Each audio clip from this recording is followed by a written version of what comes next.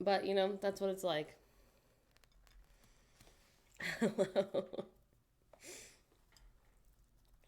I could not sleep. I even had melatonin. I don't know. I was like a little anxious, but like it was mostly like I would lay there and be like, why am I not asleep yet? And then doing that thing where I'm like, if I fall asleep now, I'll get 4 hours of sleep. So it's all right. I slept some, so yeah, yeah, exactly. Compared to how normal we are normally.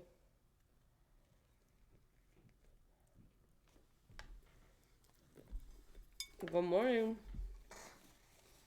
Mm, famously normal. I got like 4.5 hours, so like it could be way worse. But yeah, I don't know. But I made a big coffee today. I need y'all to know every morning I say I'm making coffee. When I'm making it, this is how much coffee is in there. And then it's like this much chai. So it's really just a chai. But it's because ever since I started doing that, I don't have upset tummy all the time anymore. So I just need a little coffee. Hmm. Which is perfect for us.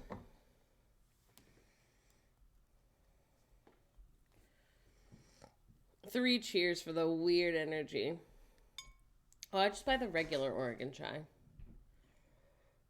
The one that's in like a, I don't know.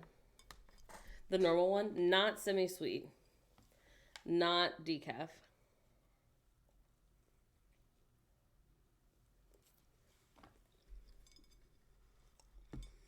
Mm-mm.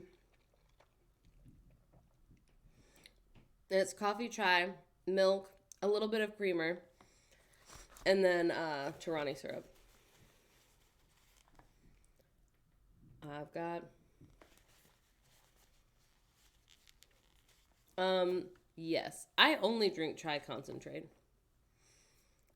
But I mix it with the milk and the coffee and the, you know what I mean? So like I also think I really might have ADHD for the reason that like they say as they say on the internet that when you drink things like coffee or Red Bull, um if it doesn't help and you in fact get sleepier, then maybe you have ADHD. Hello. Listen, we're trying our best. Welcome in. We're trying our best to make it not stressful.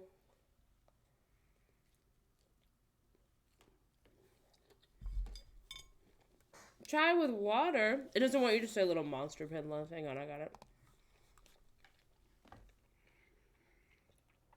It thinks little monster. I didn't see why. I didn't read it. That's so funny. Um, this is all I'm gonna say about the stressful things that are happening in America, and then I'm not talking about it anymore. I wish that there was a filter on TikTok. I wish I could turn on and off like stressful news. You know what I mean? I wish there was a toggle where I could just be in like only nice videos for an hour. Because what I want to do is turn on TikTok and see people do fun little outfit videos and like, here's my grocery haul. And like, and my For You page like is a lot of that. But because on other days when I am feeling up to it, I am the kind of person to see like, here's some stressful news about something that's getting passed in a state you don't live in. Here's some petitions you can sign. And then I go do that. It wants to show me those things, which is fair. But yeah, I just need a little break. I don't want it to be all the time. You can make it only an hour. But anyway, that's all I'm gonna say. I am curious if anyone's gonna like message us and be like, why aren't you guys ever talking about like the political things going on? And the reason is because like I go to other creators, people like other creators, TikToks or Instagrams or whatever, to like turn off my brain and see nice things and people doing nice things. And so we try to also do that for other people. You know what I mean?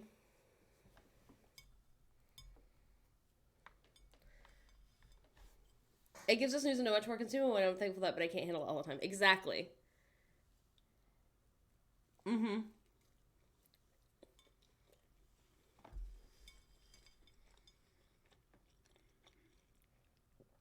Nice. Thank you. I did the two Twitters thing, but it wasn't for stressful and non-stressful. It was for sexy and non-sexy. So, and then I deleted my Twitter. Mm-hmm. I also have that Twitter set up. It's important. Thank you. I mean, like, we share stuff to our Instagram story. That's like, here's some petitions, or I share some to mine, my personal one, not the goose one. And like, that's something, like, I'm trying to use my platform for good still, you know what I mean? No, but that's how it is, Squiding. Thank you. Thanks. I'm just like, I don't know. It's hard to explain, but when you're someone who like posts a lot on the internet, posts your life on the internet, like people expect you to have like a formal comment or complaint or something to say after every like major tragedy. And I don't know how to say, like, number one, I don't know how to eloquently speak on things like that because that's not something I know how to do.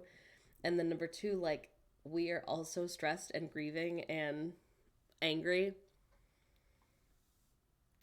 And so, like, I don't know what to say, you know? No, that's true. Mm-hmm.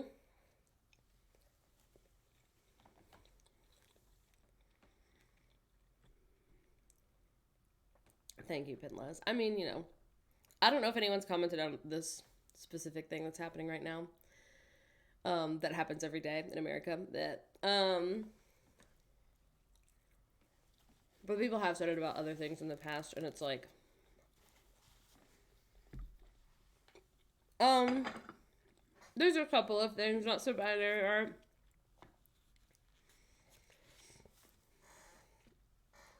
There's a few things that are stressful, but anyway, that's all. So that I think that's probably why I was up all night being anxious because I'm like, am I not? I don't know. You know what I mean? Like, Yeehaw. we're like very privileged and grateful, and it's hard. And also, as someone trying to get pregnant, it's stressful. But that's it. That's all I'm gonna say. But thank you. Thank you, Condor. That's exactly it.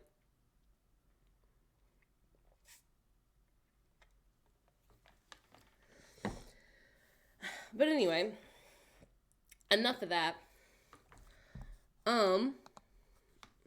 What are y'all thinking? What are y'all doing? What's on your mind? Anyway, what are you excited about this week?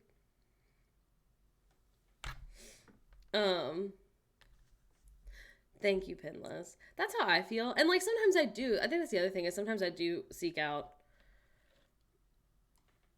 people who are going to talk about things like that so I can know what's going on in the world. I don't know. It's not me. Getting a car on Saturday. Thinking about him. Having a fun little movie night. I love that. Taking my Nana to Florida in a few hours. I want to go to Florida. Oh my god, no, I don't think it's mean, Vanilla. It's perfect. Next month is National Poetry Month. That's exciting. I wish I was going to Animal Kingdom. I wish that was me. Blow Dry Shoes I watched 2 days ago. Oh no. I want to see the D&D movie. I really want to see the new Zach Braff movie. He wrote it and directed it for Florence Pugh when they were dating, and now they've broken up, but they are still like really good friends as far as I can tell, as far as anyone can tell. She did an interview and they were like, so this person that you're playing is like very like morally gray, kind of stressful. Like, you know, do you think that it's like offensive isn't the word that they said, but they were like, are you stressed out that it's like your ex-boyfriend who wrote this part for you and like she's kind of a bad person, essentially. And then Florence Pugh like was like, no. And she was like, if you're, you know, if you were writing something for your friend who is the best violinist in the world, you wouldn't write something for them that's like easy. You would write something that's like really complicated and like daring and different, but you think that they would be able to do it. And so she was like, you know, like I adore Zach and he's a great director and a great writer, and like I was really like proud that like he, you know, wrote this for me. And so I'm really excited to see it. It has really good reviews. She's an incredible actress. It's also got Morgan Freeman, like, and Zach Braff. I obviously love him because I'm in love with him, but set completely separately from that, like he's a really good director. I also like, if you haven't heard me say this, I fucking love going to the movies so much. Like I love going to the movies. Every time we go to the movies and they show his they show that little commercial at wherever you're, it's called A Good Person. That's the name of it. They show the thing where it's like, pay $20 a month, see unlimited movies. I'm always like, I should just do that. I should do that, and I should take myself on dates to go to the movies.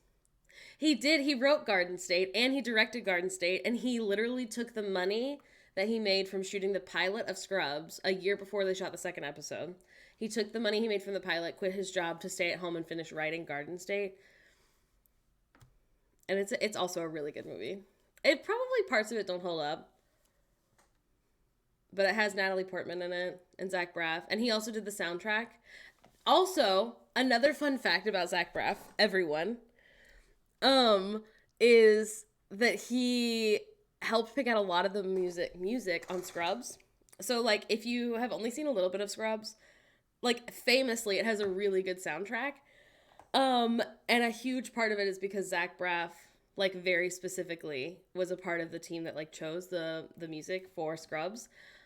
Including thank you, Finless, including a lot of songs by this man named Carey Brothers, who was not famous at the time, was just friends with Zach Braff, and literally was sleeping on Zach Braff's couch when Zach Braff was like, hey, you know, I kind of know this guy, talking to Bill Lawrence, the like writer of Scrubs, the creator, I guess, of Scrubs.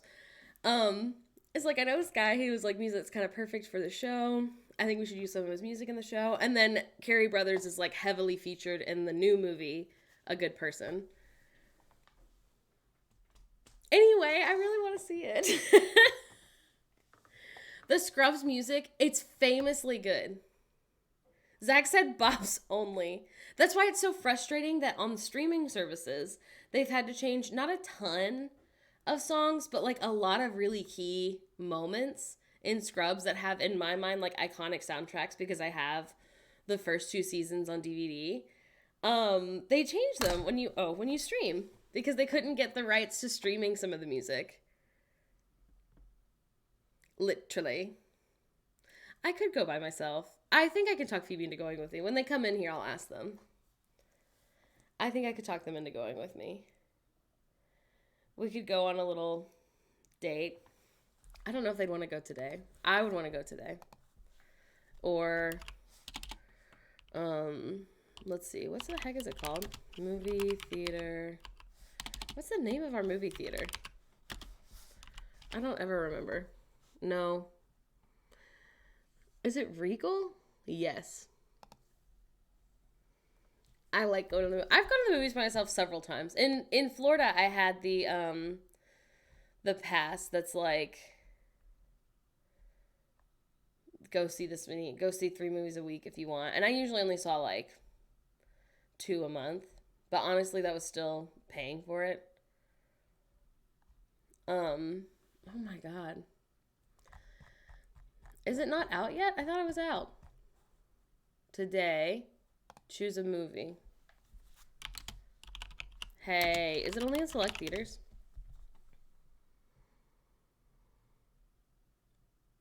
Oh, I get to pick the movie. Nobody's bugging me.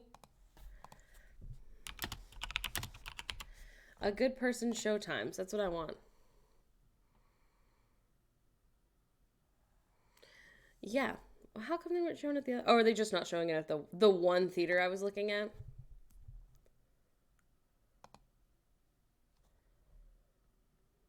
Yeah, that's it. It's rated R. It's 128 minutes. It's a 2-hour movie. Oh, the other thing is Florence Pugh really if you haven't seen the trailer, go watch it for yourself. I only saw parts of it because I didn't want to get spoiled. Because if I can, I like to go into a movie. Same with books. I'm gonna make a TikTok on Couple of Goofs soon and be like, hey, can you guys tell me horror book talkers to follow who don't say, this is what happens in this book. What I want is for you to be like, if you liked da da da da da, maybe you'll like this. Or like, if you're looking for found family, cult horror, enemies to lovers, read this. Like, I want like a, you know what I mean? I want like a vibe. I don't want you to tell me what's gonna happen. Give me vibes. I want no information. Oh no, I bought Hyde like 3 months ago. Veronica, I'm gonna wait till I finish the series to give my thoughts, but I just started the last book last night. It's not bad, just boring. Okay, but listen, let me grab it. I'm gonna show you why I bought it. It's not bad, just boring.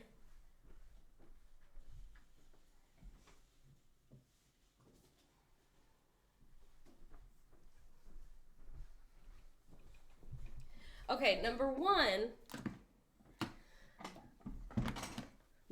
I bought it because the only other rule that I had for myself this year, because I got back into reading in late 2021, mostly last year, I got back into reading. Horror is my favorite genre. Unfortunately, most of the books I read were written by white men. So my only thing this year was like, less books by white men would be great. This one is written by a woman. This is Hyde. This is the reason that I bought it, though. On the inside cover is this, like, map that says fun. That looks fun. Isn't it cool? And it says, like, Rip Little Patty Stratton. Hobart Keck was right. I don't know who that is. I'm sure I'll find out when I read it. Food stands. It says K plus M. Who are these people? I also love when it starts with the map. The same thing on the back. This is the author. Tiffany D. I think The Weight of Blood is already on my TBR. I could be wrong. But I think so. Anyway, this was $30. I spent my Christmas money on it. Because I was like, what a cool book. I also, a few days ago, went and looked up, the problem is I can't look it up on TikTok. Like, there's not a way to look it up this way. Because sometimes when you type in, like, black horror, people think that you mean, like, really dark. And that's not what I mean. I mean, like, author who is black. Anyway, so I went and looked up, I am on Goodreads, hold on. I went and looked up some, black horror authors and added them to my TBR. I haven't watched Storm. Good morning. Can I pull up my Goodreads on here? I think I've done it before. Dun, dun, dun, dun, dun, dun, dun, dun, dun. Why does it not remember me? Oh my so god. Yes, that's me. Oh my so god. Never mind. I'm not doing that.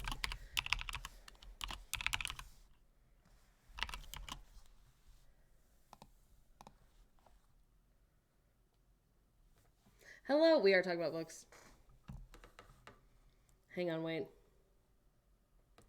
Broken Earth trilogy. Shay Cole, I'm on it. Okay, hold on. Screen share. Look, I've read 9 of my 24 books. Everyone say good job. Okay, hold on. Everyone's too fast. Okay, what was the first one?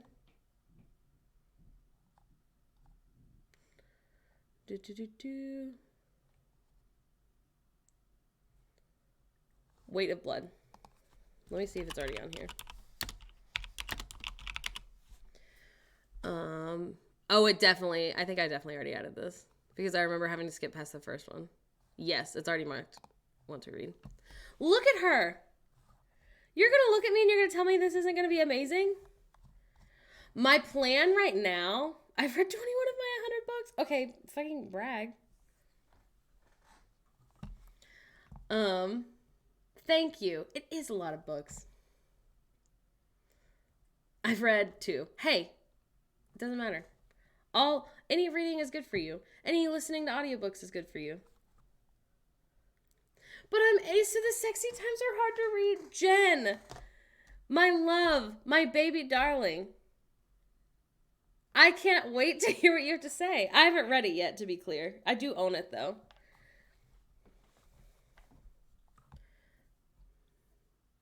It wasn't supposed to be a heat. Hey, look at us reading. It is 2 more than last year. I love Hidden Pictures. I don't own it right now. I do own it. I bought it, and I'm so glad. But I let Hannah borrow it, and then Hannah loved it. She let her mom borrow it, and then the mom let the sister borrow it. Which is fine. It's hardcover, so I'm really not. If I have a hardcover, I'll let 1,000,000 people borrow it. But I'm the kind of person who doesn't like to, break spines. So if I have a paperback, don't be mad if I don't let you borrow it. Oh, Hidden Pictures was so good. It is unfortunately written by a white man, so I'm sorry I'm recommending it. But it was so good. It was one of the best books. I think it's probably my second favorite book that I read last year. Here's the thing about Red, White, and Royal Blue. I'm tired of seeing it on my For You page, so I haven't read it.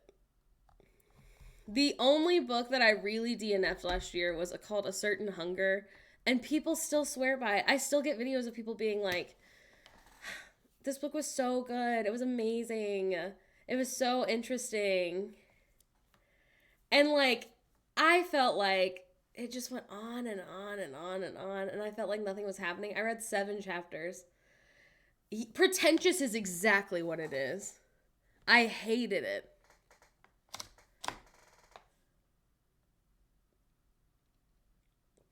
It was so boring. DNFs did not finish, yeah. I love that it's gay. I'm tired of reading about male main characters. That's fair.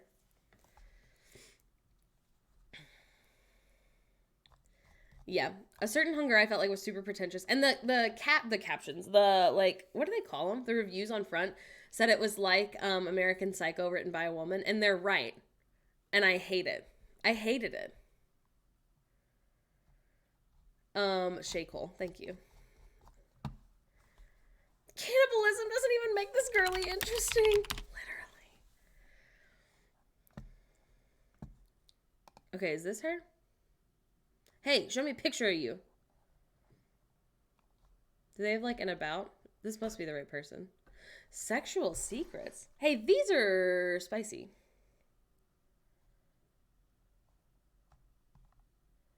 Night trips. From his partner to his prey? Tell me more. One Last Stop I've also seen.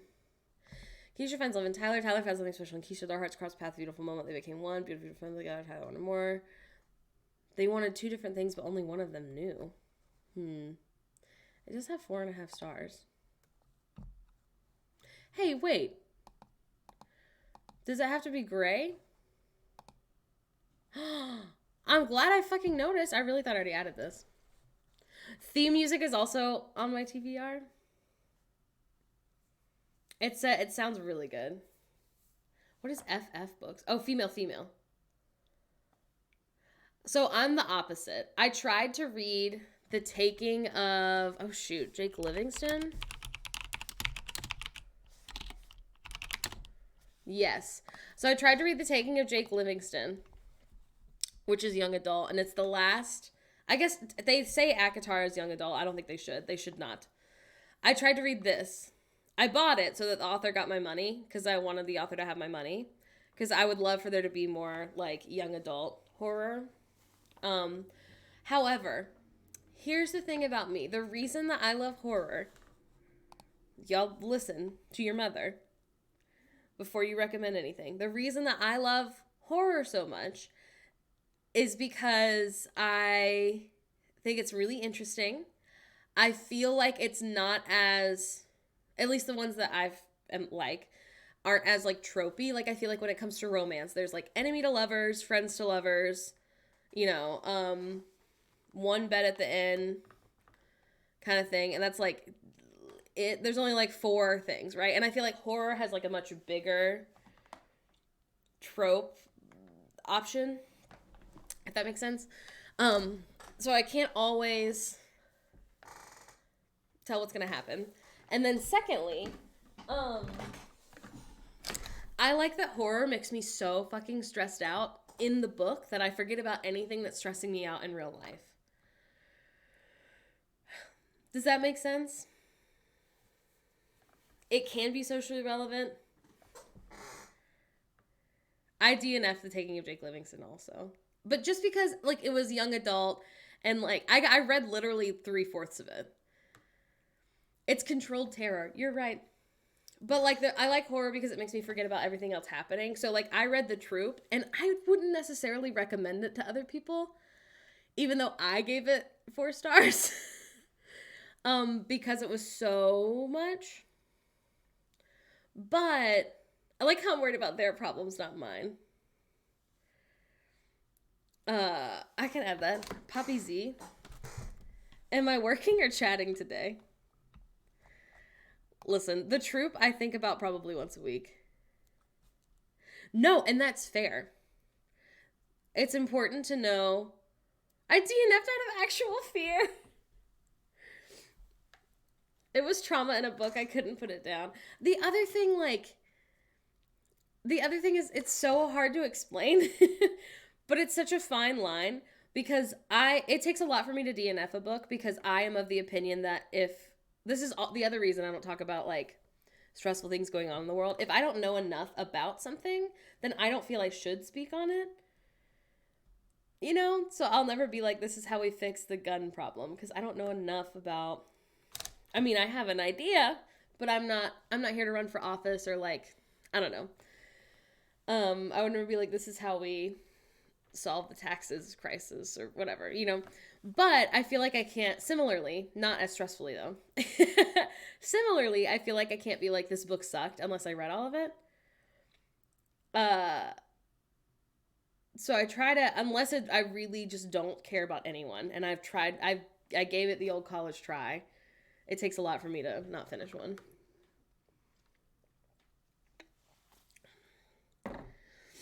Eat all the guns. Yeah, The Troop is a lot of body horror. A lot. Okay, Poppy Z. This might already be on it. Oh, no, it's not. Hey, I'm going to make my own little Goodreads story graph. And it'll be, do you want to see the synopsis? Now, hey, this only has 3.78. I am really enjoying ACOTAR, like the fantasy aspect. I've never read fantasy novels before this. So I do think I'm going to get into them. People are saying is it Legendborn? I got like 5. Did I spell it right? Probably not. People are saying that this is similar as far as like getting really into it, but there's only 2 books, I think, of Legendborn. Yeah, there's only 2 right now. But people are saying really really good things about it. It's realistic body horror too. I can tell with someone getting turned into a flesh tree or something, but the truth. Yes, that's exactly the thing with the troop. And here's the thing. I'm not going to talk about why it's gross, just so everyone knows what's about to happen. The type of body horror that the troop has, like Penliz is right. It's not something that would actually happen because of the way that it happens, if that makes sense. But like, it is the difference between somebody saying like an 8-foot spider attacking your house and 8 million tiny spiders being dropped on you. Like, that could happen. 8 million spiders could be dropped on you. Probably not, but it could. And so it's scarier than when someone talks about having like an 8-foot spider, because no one's going to make an 8-foot spider. It's not going to happen. It's like one step from reality. Hello. I don't think I've ever read anything by Neil Gaiman. That's just what it's like in Australia. Oh, Eskel.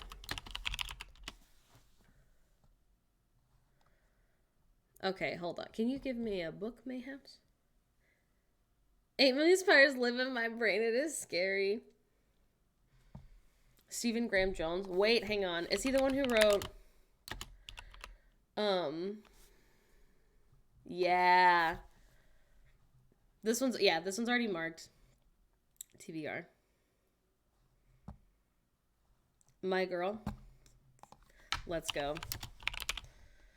Oh, my plan for my birthday, which is not till July, so everyone knows.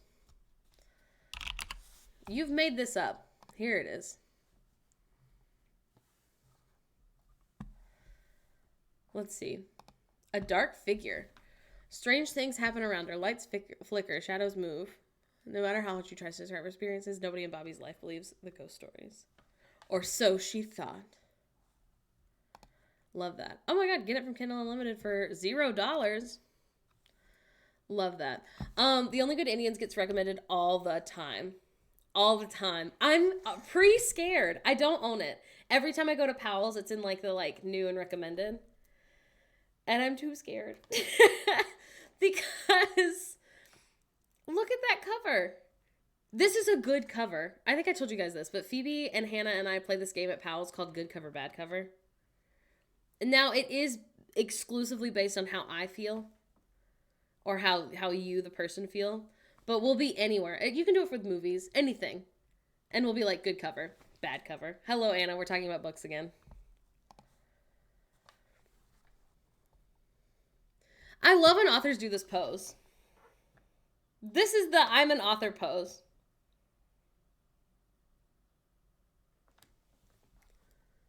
Good morning. Is this his only book? No, oh my god. I got so scared. Oh, he's got a bunch. Mongrels. Don't Fear the Reaper. The Babysitter Lives. Oh, there's also one. Let's go look at my... Oh, my books. That's what I want. Mother of 25 or 30 books. They're not sure? I have no idea. My want to read is only 115. That's actually not that bad. Oh, Trial of the Sun Queen. 6 Crimson Cranes. I also just got recommended on... My Heart is a Train Shot is especially horrific.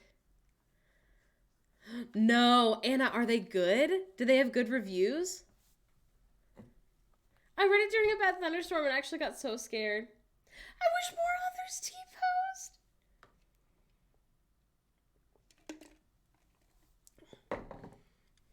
I have like, I think the other thing is in my brain will be like, oh yeah, I've heard of that book. I want to read it. But I won't have actually added it to my TBR. And what I do is like once a month, I go to my like saved videos of books on my TikTok and I go through and I add them one by one to my TBR. My ex is a published author, so time to go stalk him on Amazon.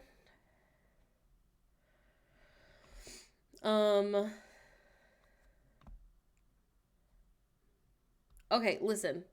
I know that I shouldn't be just adding Stephen King on here, okay? But my mother-in-law read 11/22/63 and loved it. They're not good at all. Then a commentary on Shakespeare being a conservative. Stop. Anna, you're lying. They did not write that. Scary. Oh yeah, I added the Stepford Wives. I saw the movie during quarantine and it was really good. Didn't know there was a book. I have a lot. Listen, I think the other thing is if you show this cover to me, hold on. This is a great cover. Don't get me wrong. You show this to me compared to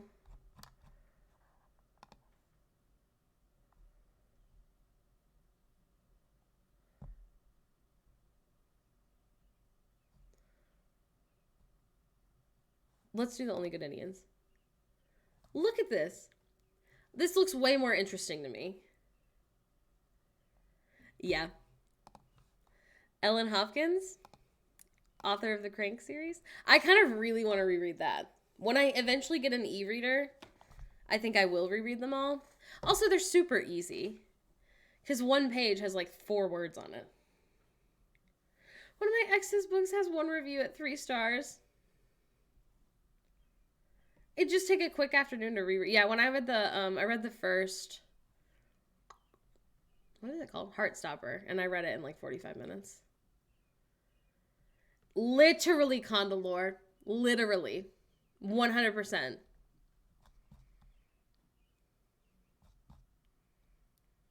Who is this? This is fun. I also really want to reread the Death Note series. I read it in high school. I don't really remember what happens, except I remember getting to the end and being like, I need to reread this.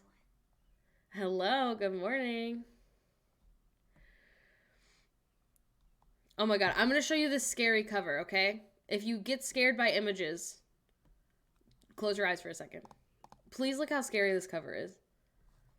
I think about it sometimes. I haven't read it yet. It keeps not being at Powell's or Barnes & Noble when I go. Isn't that so scary? Okay, hang on. If your eyes are closed, I'm gone. It's gone now. When I met Phoebe, I don't know if they remember this. When I met Phoebe, they told me that their favorite book they had ever read, was the first Hitchhiker's Guide to the Galaxy. And I've never read it. I've seen the movie a zillion times. I have not. I go back and forth from being exclusively library to no library. And right now I'm on no library because I have a bunch of books that I own that I need to read.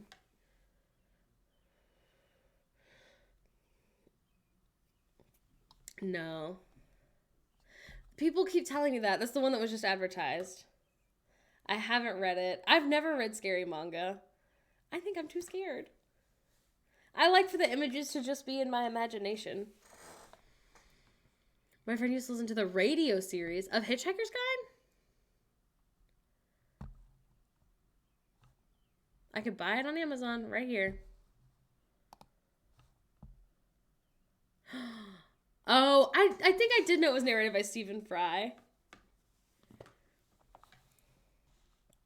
That's so cute. I also want to reread things that I liked as a younger person. Not even liked. Like, I want to reread a couple of things that we had to read in high school that I remember, like, doing reports on or whatever, but I don't really remember what the book's about. I really want to reread 1984. I'm sorry about it. I remember being like, I actually thought it was super interesting. And I don't know if I said that because I was like, I'm not like other girls. Or if I really liked it. Or if I didn't necessarily like it, but did think it was interesting. I don't remember. I can't believe, I love that her name is Karen Slaughter. I'm sure it's a pen name. I love Twilight, obviously. My favorite author is now one I can't get through anymore, and it makes me feel so sad. 1984 is actually a trip, but it is one I would definitely get from the library. I don't think I'm going to buy it.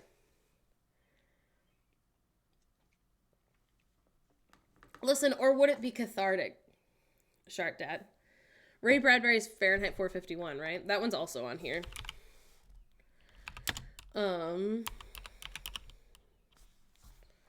I remember, the only thing I remember, yeah, I literally already have it marked, want to read.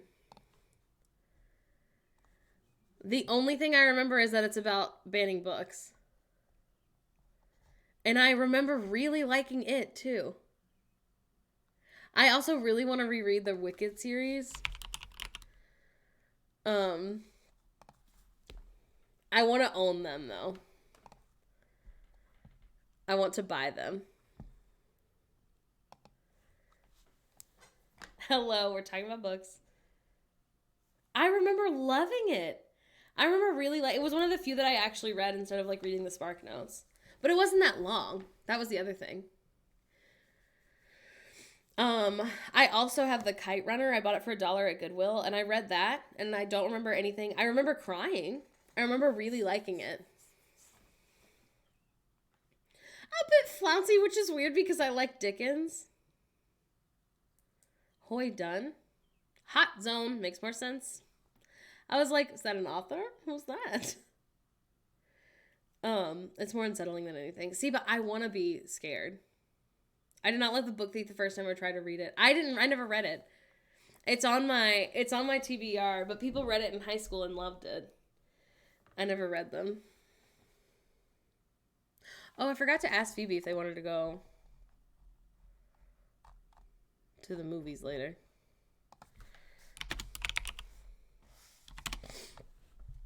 Let's go to the mall today. How did I do that? What did I just do?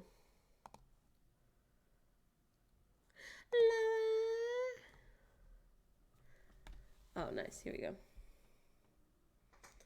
I didn't read Book Thief, but I did read his other book. They're different kinds of flouncy. After I finish this last ACOTAR book, which I probably will in the next, 2 weeks. I don't read very fast. That's the other thing. Don't tell Phoebe. But I do think I have dyslexia. And I'm not upset. It's fine. I don't want to change anything. Don't give me suggestions. I like what I'm doing. But I do think it takes me longer to read than other people sometimes. And so it'll probably take me 2 weeks. But after that, the next one that I'm doing, Penlez. I love it. Now, what I will say about this is that, like I said, I'd not read fantasy before. So people who actually read fantasy say they're not good. So if you are into fantasy, you may not like them. I love them. Hello, good. The e-readers have a font setting that helps me a little. Hannah she didn't get a Kindle, she got a Kobo, which is not made by Amazon. It's someone else. And it was cheaper than the fancy Kindle. The only downside, she said, is there's not a lot of case options because it's not as popular as the Kindle. But she brought it over so I could see it. And it's uneven, if that makes sense. Let me see if I can find it.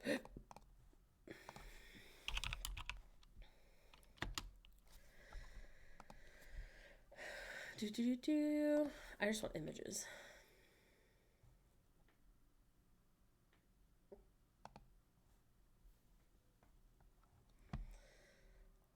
Okay, so it looks like this. This is the $400 one though. Just know that. That's not the one that I would get. But it's thicker on one side. And so you can put your thumb there and it won't mess with anything. And that's been my fear with the Kindle. Let me pull up a Kindle. Because the Kindle is even and you have to hold it from the bottom, it looks like. Hey, whoa, get out of here. And I'd be afraid that I would mess it up. Hey, Jen, I'd like to be clear. We don't normally talk about books for this long. I am glad we're having a good time.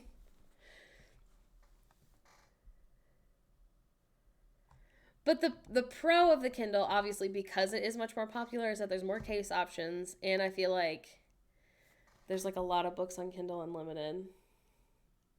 The thumb thing happens to me every time. I don't know. So anyway. Yeah, she has the... I don't remember. Like the Libra, I think is what it's called. I don't know. Oh, okay, good. I didn't want you to be disappointed. I want the ones you can write on. Here's the thing, I'm not gonna take notes on my book. I am getting... Should we go look at it, everyone? Oh my god, hold on. I have to pull up my chair again. And I know you're thinking, Morgan, why don't you buy another office chair that you don't have to push back up every 15 minutes? And the answer is an office chair is like $400.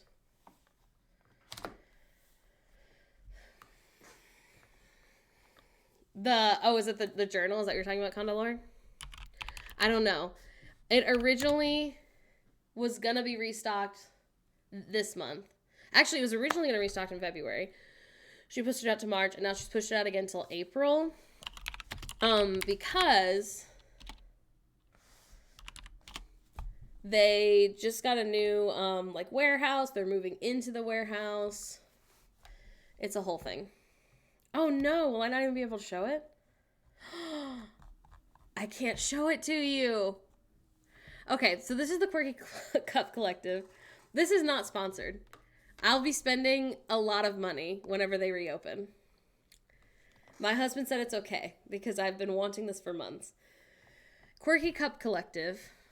There's definitely a pic on their Instagram. Let's go there. Is a brand that I have been following for a while, and they make a reading journal that I've been wanting for a while. They are moving into their warehouse right now. This is not the reading journal. It is the vibe of the new reading journal. Oh, here we go. Can you fast forward, though? Can y'all hear? Oh, there's no sound. I created them. I never thought that they She's Australian. do as well as they have done. I am still so blown away by it. I've had 2 releases of them, and they have sold out within a few days each time. Now, what is next is the purple reading journal. Okay, you can barely see it. Although they are technically here, when I say here, they are in my city, but they are currently being stored for me. The other thing is, I'm not going to find the TikTok because it would take too long. But, like, she has so many... Oh, here's what the old one looks like. So it's this, but it's in, like, a lavender. She has so many pages to fill. There's, like, the general ones, which is kind of how mine looks right now, where it's, like, 1 page per book. But they also have, like, in the back, like, deeper ones if you wanted to, like, analyze or, like talk about, like, the difference between Twilight and Midnight Sun. Things like that. She also will sell, hopefully, I literally messaged her and asked. She, I think, is going to sell them in, like, packs. Oh, shoot. Is there, like, a picture of, like, how they came by the pack? Oh, wait, is this a video? So, ages ago, I promised you guys a tour of my reading journals. Oh, this is it. Sorry, everyone. I'm so late, but I'm here to deliver. And if you don't know what a book journal is, it's a journal where you can record all the books. She's going to talk about what she put in it. The first print, I've done it in 2 colorways, blue and green. Green looks a little bit different now. I had to change some of the colors on the cover, and it will also have gold edging to match the blue. And this is the blue. The blue is my favorite. So here are the covers, the spine, and here are the... Look how cute they are. Again, I'm getting the new lavender one. I know what's on the inside because that is the most important. So let me show you. Alright, here are the end pages. This will be blue to match the blue cover, and the green will have the green. Firstly, a contents. The bookshelf page. Look at that. Cute little illustrations done by myself where you can colour in the pages to mark how many books you've read, or, I don't know, just enter the titles of the books that you've read. But there is also a page where you can draw your own. Next, we have the reading goals and to-do list section. This is so cute. Then I have a section for upcoming releases where you will be able to record the book, the author, the series, the release date, and if you have ordered it or not. From there, we have the reading tracker, which I know is a big favorite amongst a lot of book journalists. Truly my life will begin when I own this. Pages, look at this! And you also have 3 years to complete the ones in this 3 years? Reading challenges. And I've just kept this blank because I know a lot of websites and bloggers do their own, so you can enter theirs here. Arguably the most important, the to be read list. This is where you record all your now if included. I want to be really clear. I hope we all buy one, but if one of you get one and I don't get one, we're not friends anymore. I'm just kidding. But I am going to have to wake up at freaking like 8 a.m. Australian time to order one. Because I know how you guys get. Last time they sold out in a few days, but like they've been getting so much hype this time that I feel like they're going to sell out in minutes. Books that you have purchased only. Next, quick reviews. That you'll be able to record the book, the author, how many pages, the genre, the format, the start. Me waiting 5 minutes after release time to allow for Morgan's order. Okay, I won't make everyone watch it, but if you want to go back and watch it, you can. But she sells them, so just the journal, they're literally, she designs them, has them made, it takes months, and then, she gets them, and then, like, they put them on the website and they ship them out, like a small business does. But so just the journal is like $45, I think, maybe $40. I think the other thing is it's in Australian money, so I don't know how much it'll be, really.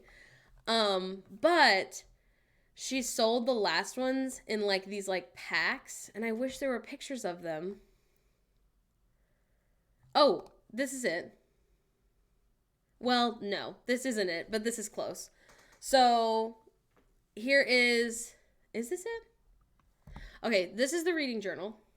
This is a book sleeve that will match the reading journal. This isn't it, obviously. This is a purpley one instead of like lavender. Then she's also making a matching notebook that's just like lined paper to have separate like notes if you want, a bookmark, and a matching pin.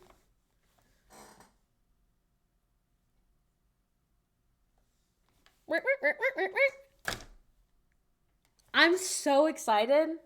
Every day I wake up and I check her stories to see if she has announced when the reading journal will be live. I do pretty good. Let me grab my reading journal. I actually finished a book last night, so I need to update it, but I probably won't do it on stream.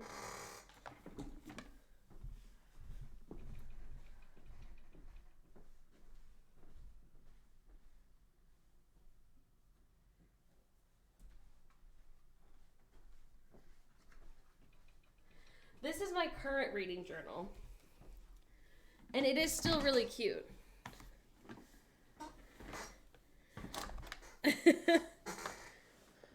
It's like 70 cents, so it should be a little more than half. Oh, interesting. Thank you. This is my current reading journal. It's not as beautiful, but it gets the job done. People always ask, like, how are you printing these tiny things? Phoebe's parents own this little device I had never heard of called the HP Sprocket. And it's literally, you, like, download an app, you send the picture to the Sprocket, and it prints it out on a tiny sticker. So it was already just the perfect size. Actually, technically, these pictures are a little too big for what these things wanted me to do, but... no, I think I'll just, like, probably not finish out this journal if these become available before I finish it. But, like, somebody just dropped a leaf. Look at that. Look at hidden pictures. That's so cute. Are you kidding me?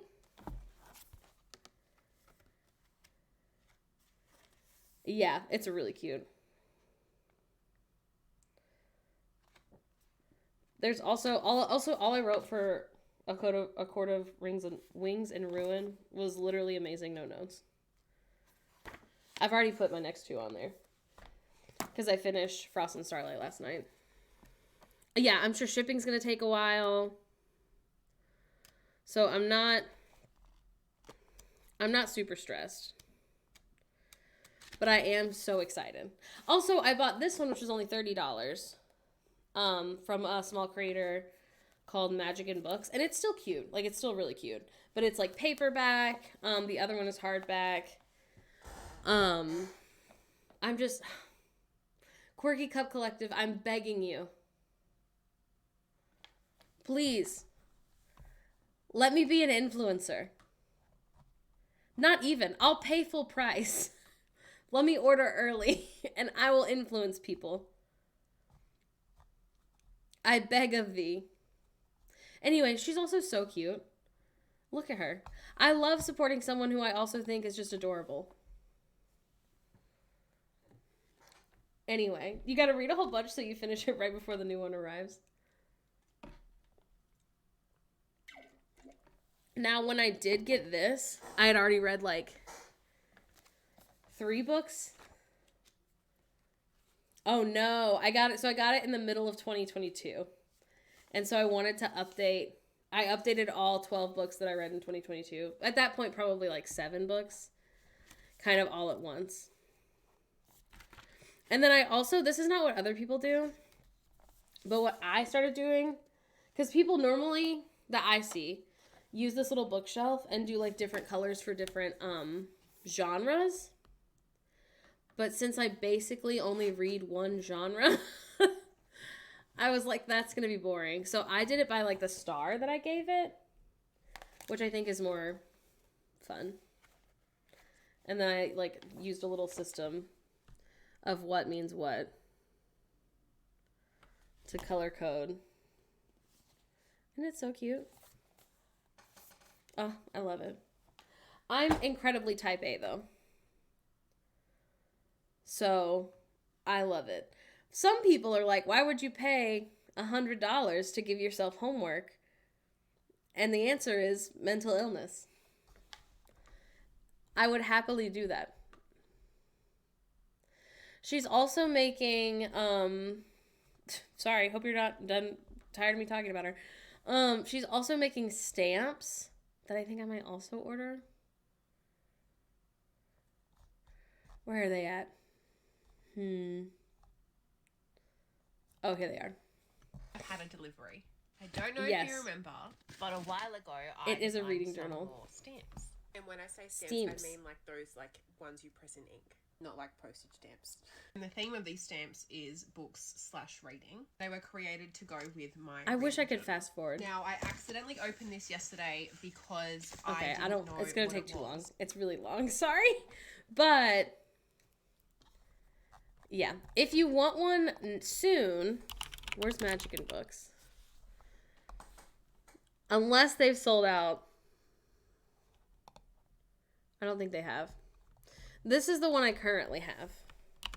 They're in the UK, so it still took not a super long time, but a little bit for it to show up.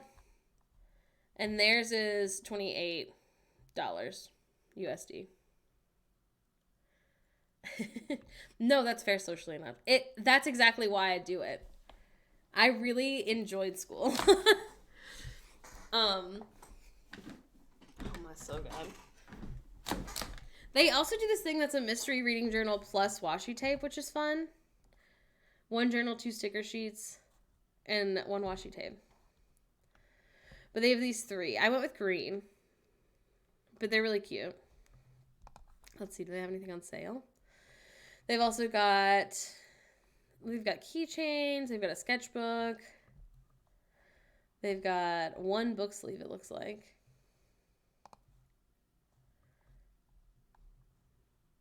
Oh, they've got several book sleeves.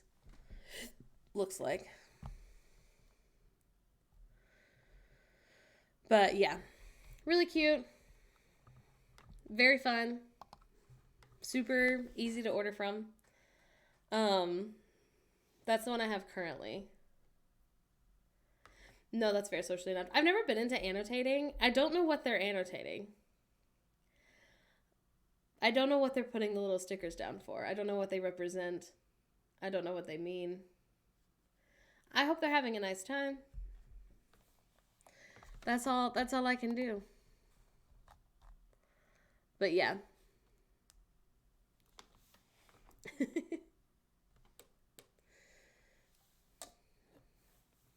It varies from person to person. That makes sense. I'm always like, I hope you're having a nice time. They're marking all the sex scenes. Some of them are Condalore. That's what I'm saying. Some of them are, and I'm not mad, but... Oh, no. Well, I'm glad you're here, Sarah. You get to decide what they mean for you. The problem is that I don't even know. Do you guys do that thing where the minute you finish a book, you're like, wow, that was amazing. And then people be like, what happened? And you'll be like, I can't remember anything. That's me. Oh, that's actually really smart, Condalore. I got my mini printer in the mail today. Yeah, I do a lot of, like, careful Googling. So, like, right now, the most recent one is, like, they're talking about, like, the right is what they call it in ACOTAR. And I was like, what the fuck is that? I forgot. What is it? Which one is it? And so I had to Google, like, for this group of people, what does this mean? I immediately forget everything, but I can tell you it's late. Or I can tell you I didn't like it. I could reread the minute I finish and be surprised. Literally me. That's literally what I'm like. And I won't apologize. My other favorite thing, Shelly, Phoebe's mom, my mother-in-law, is the same way. Because I'll be like, one of us will say, Hannah most recently said like, oh yeah, I actually got this book at Goodwill that like, I heard someone talk about once that sounded good. So I paid $1 for it and I'm going to read it next. And Shelly was like, what's the name of it? And Hannah was like, oh, like, this is the name of it. And, like, this is kind of what it's about as far as I know. Like, I'm not really sure. And Shelly was like, oh, my God, it sounds so cool. And then, like, she's, like, on her iPad doing her own thing. And, like, 3 minutes later, she was like, I read that. I gave it 4 stars. Because she was going to, I don't know if she was about to add it to her TBR and saw that she already read it or what, but it was really cute. Listen. That makes me the perfect person to enjoy a book because I might enjoy it again later. I also used to give Shelly a hard time for how many books she owned. But now we're thinking of turning our front room into a library. And that's the difference. I'm a big believer in... I'm a really big, like... No, she is on Goodreads. She won't add strangers as friends, but you can follow her, I'm sure. Her name's Shelly May.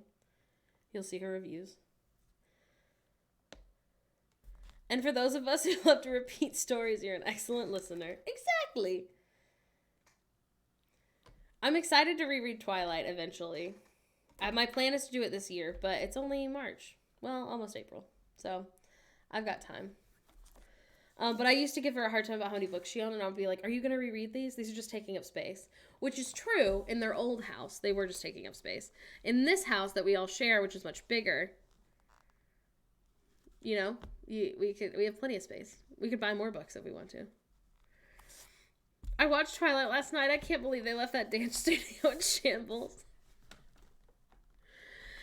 Sunflower, you should look up to see if there's, so we have what's called the book bin here in Salem.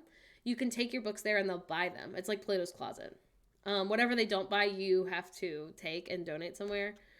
But you can get a couple bucks. I mean, you know, better than getting nothing. I've also heard you can donate them to the library, but I would call your library first. You see, I buy books I've already read because they're pretty and I'll read them again. I'm trying to be... The problem is that there are 2 different hobbies, and one of them is reading books and one of them is buying books. Those are 2 different things that I do. Would everyone like to see my physical TBR? It's all on my nightstand. It's probably like 15 books. And we can all decide which one has the best cover. Take them to a retirement center. Depends on what kind of books you have. I don't think the retired people want to read my books. I love that for you. Okay, let me grab them. Only one person had to say yes for me to do it.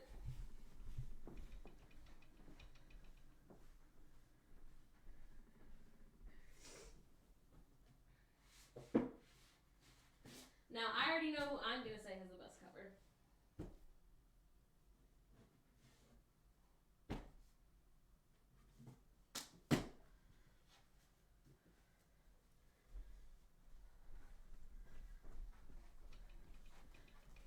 Okay, someone take a really cute picture of me. Isn't this so cute? Let's judge books by their covers. As a group. Okay, wait. I did a mistake. Hold on.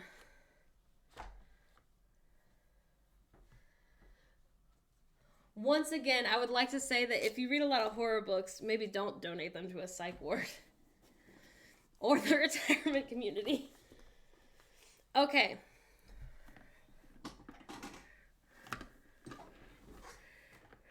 I will. I'll tell them. Hold on. They're so heavy. Oh my god. Okay. So these are books that I own that I haven't read. And before I am allowed to buy more books, I have to read at least half of these. I don't want to be one of those people who has like 300 books they've never read. Hey, what's up? Just gonna put a fresh shirt on. Why are you being so weird? I'm not being normal. Hey, did you want to go to the movies later? Today? Yeah. We could see the new Zach Braff movie. Oh. Make your wife really happy? Do we have free tickets still? We've got one at least. Okay, sure. Well, no. What time would we do that? There's one at 4:15. Are we gonna ever eat dinner today? No. Well, I thought I was gonna make Brussels sprouts today. Okay. Well, we could see it tomorrow. No, you work tomorrow. We could see it. Oh, you're right. I take Bob and then I work. You see him? He's so sad. Well, we could. Do you want to? We could do that on. You always jump these things on me. Never. We can never go. Popcorn dinner. Popcorn dinner. The problem with fabric, that's worse than books. Because when you're looking for a specific fabric, you're looking for it. Oh my god. We could go on Sunday. We can't. We literally. No. Why not? We're waking up. We're having brunch with Graham. Oh my god, we're really busy on Sunday. Yeah, then we could go on Monday. We could go on Monday. That's so long from now. I love you. You have to give me like 3 to 6 business days. That's so far. Sorry about that. Hey, did you know you're so cute though? No. Have you thought about how cute you are? Mean man won't take his wife on movie date. If you want dinner, you wanted Brussels sprouts. I'm gearing up to make you Brussels sprouts, you silly woman. Book buying and book reading are different hobbies. Okay, are we ready? I wanted to not give anyone a early. Okay, this is the first one. Now, this isn't mine. I didn't buy it. I'm borrowing it from a friend because everybody really likes it. Good cover, bad cover. I think this is a good cover. I'm not here to hear your reviews if you already read it.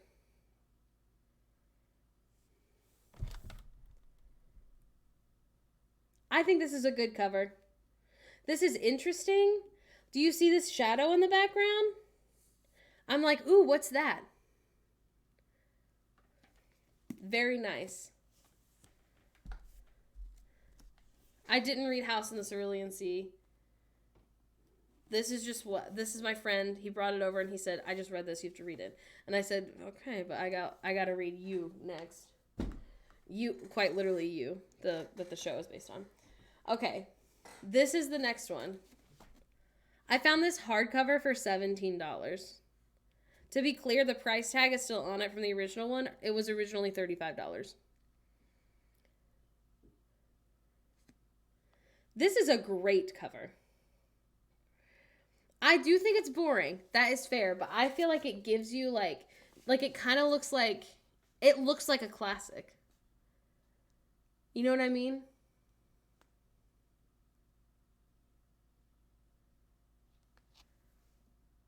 $35. Yeah, look at the back. Hold on. Wait, Canada $35. US $27. Sorry, I lied. Once you read it, the cover pops off harder. That's a really nice coat. It's giving academia. Okay. This one Are we ready? The Death of Jane Lawrence. I think this is medium. This looks nice. I do get it. However, I don't know. Something about it, I feel like it could go harder. ASMR hands. You're right. I wish I had the next book that I want to buy for sure is The Exorcism, My Best Friend's Exorcism, which I showed on stream.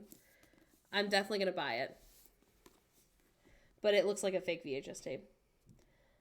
It looks like it's missing something. But is that part of it? Is that, as someone said about Addie LaRue, I do think some covers are better after you read the book. And you, like, get it. You know what I mean? Okay, this one. Okay, I feel like this is kind of a bad cover. I feel like it's somehow too boring and also too busy. But it sounds interesting.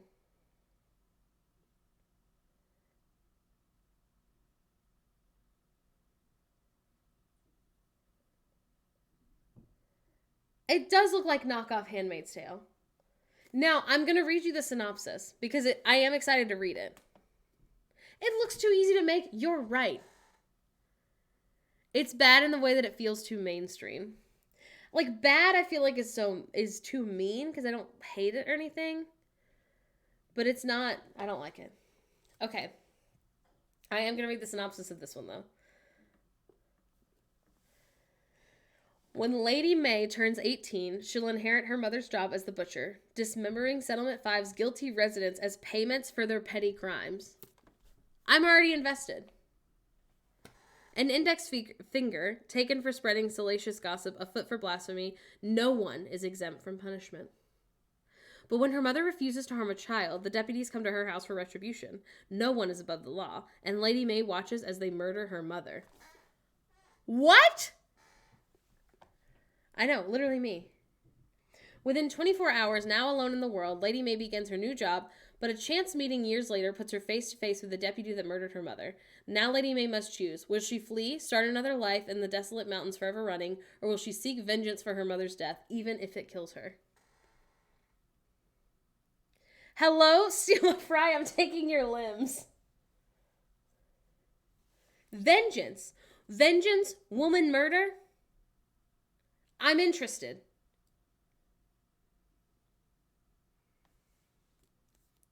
I am interested. Not a great cover, though. Okay, this I feel might be the worst cover, but it is the next book that I'm reading. The reason it's the worst cover is because they did it with the freaking Netflix thing. When they make a book into a movie and then they start putting pictures of the movie or whatever on the book, I hate that. It is a really straight cover.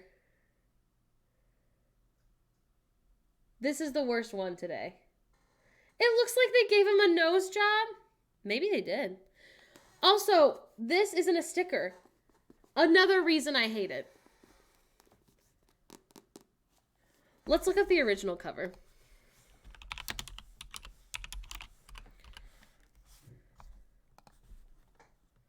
Oh, terrible news. The original one is bad. Look at this.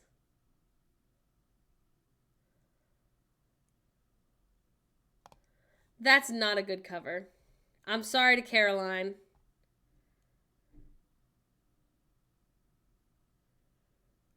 Yeah.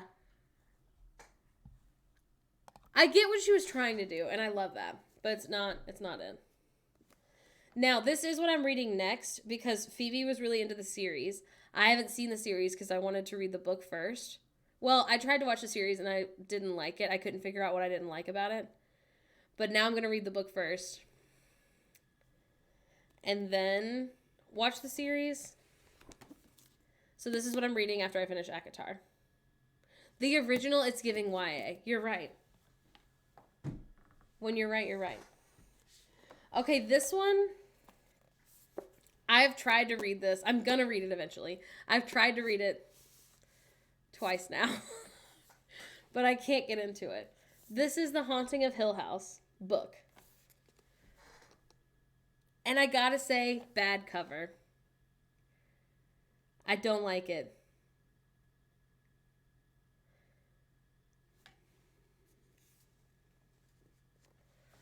I don't like it.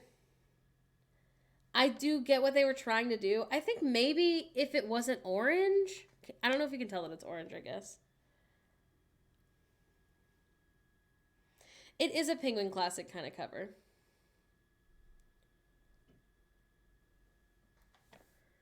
Bad cover, amazing book. Listen, Lily, I've tried to read it so many times. Let's see. I got to page 14? Is that right? That can't be right. What the fuck? Hold on.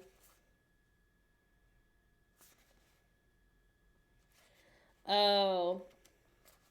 It is, because they have a whole fucking... Hang on, let me show you where it ends. This entire first chunk of book is introduction by author. No. Want to read book. I am going to read it eventually because it's my favorite show on Netflix. But they changed a lot for the Netflix show, and that makes sense. But now I'm used to the relationships of the people in the Netflix show. And they're not siblings in the book. So, yeah. Okay, this one I actually knew nothing about, and I bought it because of the cover. That doesn't mean it's necessarily good. However, I do think it's interesting.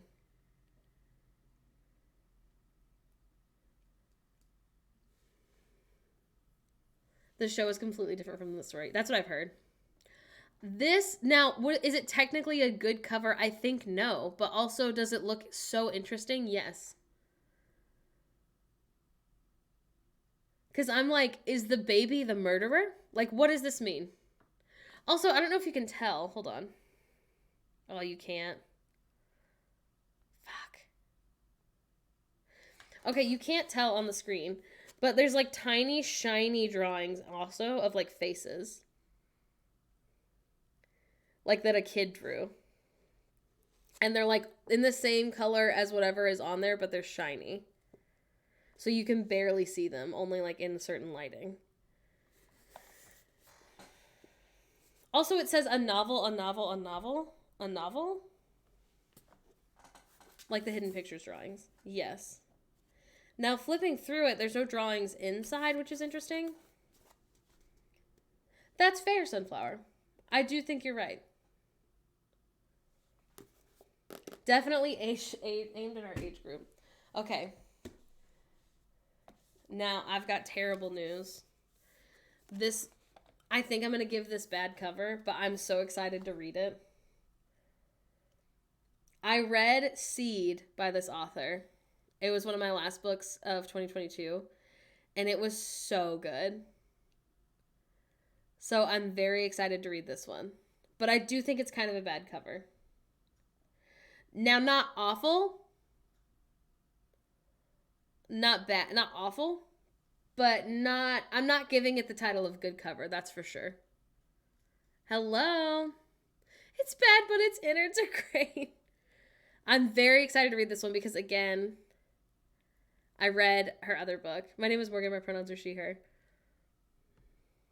Mid is exactly it.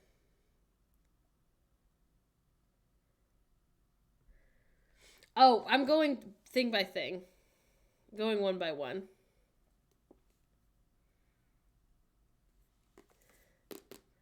But yeah. I'm very excited to read this. When I bought it, the girl that I bought it from was like, hey, it's really heavy. And I didn't know how to be like, haha, that's kind of my thing. It's okay. Now this cover is what I will be giving best cover of the day. Let me make sure. Oh, for sure. This is definitely my favorite cover of the things that are on my TBR. Hold on. Let me sit up tall before I do it. Are you ready? Love that for you. House of Hollow. It's been on my TBR for a little while. Look at this cover. This is so interesting. This person is so beautiful. Also, it's like I thought it was a photo, but as you get closer, it's art. Also, as you get closer, there's an ant on her face, and she's maybe bleeding. Incredible cover, 10 out of 10. I have not read it yet. Obviously, that's the whole thing. OMG, Ant Girl. No, that's Fair Sunflower. Also, can you, I don't know if you can tell, but like, oh, you can't tell. These are, like, the words are, like, on little labels. They look like they're stitched on. It's so interesting.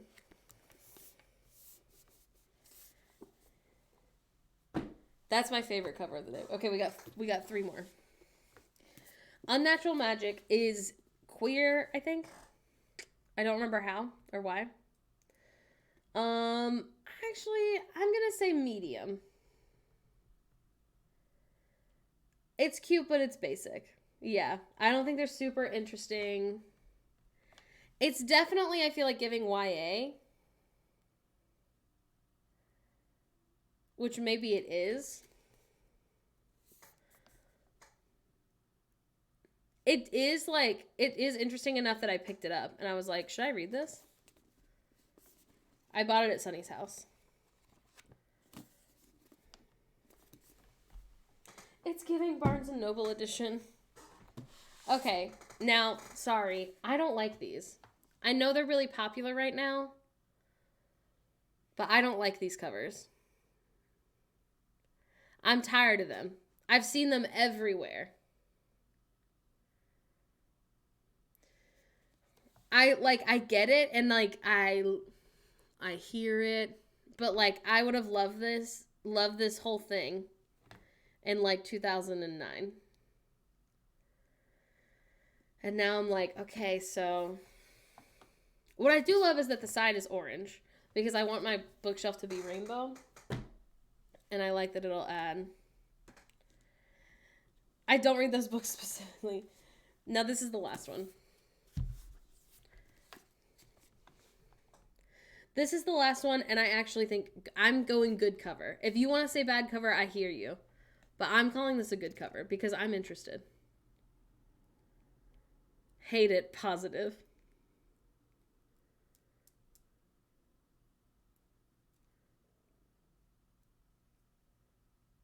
I think it's a good cover. I enjoy it. I have heard that this has some like miscarriagey things. So I have not read it yet. It grabs your attention immediately and it's horror with pastel. You're so right. And that's the end. Those are all the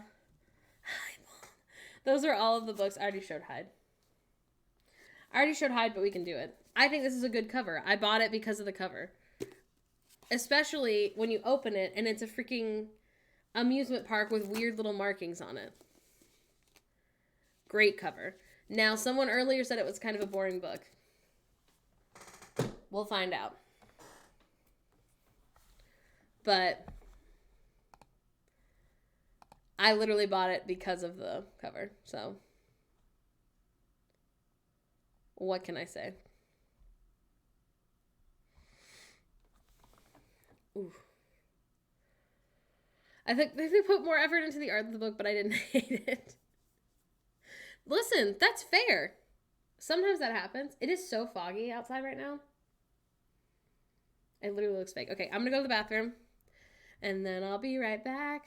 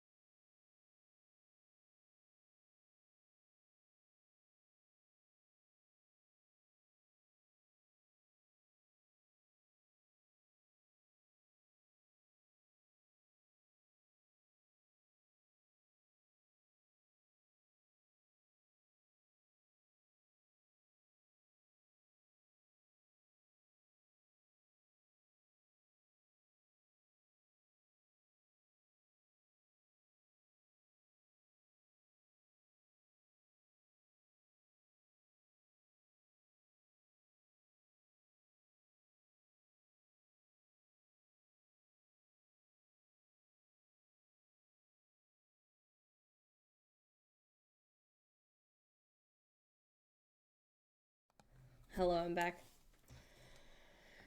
Oh my gosh. Hello, Myth. Welcome.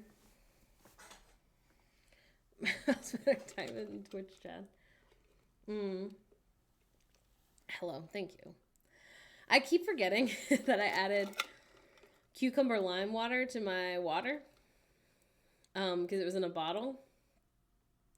And so every time I go to drink it, I'm like, what's wrong with my water? And then I'm like, oh, it's cucumber lime. Which I like, and it's fine, but I just keep forgetting because it's not normally a flavor that I use. I normally have, like, fruity water. So it keeps scaring me. What should we do? What should we work on? I mean, I love just chatting, so I'm not mad about that. We could also do more book talking. Where is...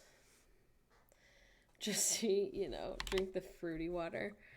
Did y'all have people say things... Something that people say where I'm from is they'll be like, he has a little too much sugar in his tea, if you know what I mean. Meaning that someone's gay. And is that not actually an incredible thing to say? Isn't it so funny? The first time I heard someone say it after, like, coming out to myself, I was like, wait, that's me. I have too much sugar in my sweet tea. That's literally, they're right. There's so much sugar in my tea for real. Literally. Hey, 10 minutes ago, Arm Applesauce wanted to read Brother. Interesting. There's so much sugar in my tea for real. Now, here is the downside of just accepting everyone's friend request. Is that what happens when I go to home? Hang on, I'll show you. I've been influenced. Is I just scroll down, and the problem is I don't actually know almost anyone. Look, here's Shelly's profile. I don't think she's going to be friends with anyone. It also doesn't have her actual place where she lives, which is good. My Goodreads here. I'll put it on here. I'm on Goodreads and I'm on Storygraph. Because what happened is people made good points about both of them. So, here we are. Mom rated Howl's Moving Castle 5 stars.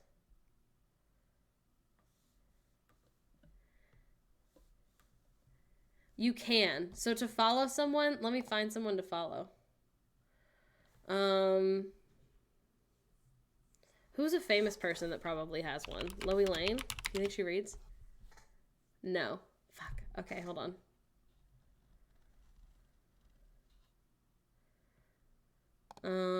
Who's a famous person? Look up me. Myth, are we not already friends, though?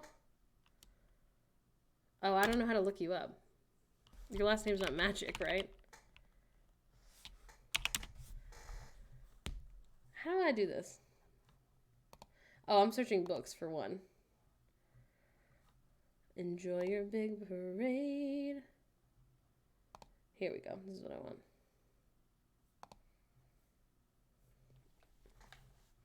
Okay, search your friends list. I don't want to do that. People I'm following. Oh my god. Community, maybe?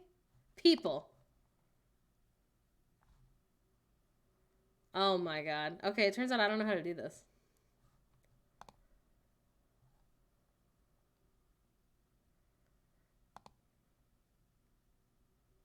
Once you search, you can sort by people. Oh, okay, cool. Turning pages with underscore Jess. People. Okay. Thank you. And then you can just hit follow.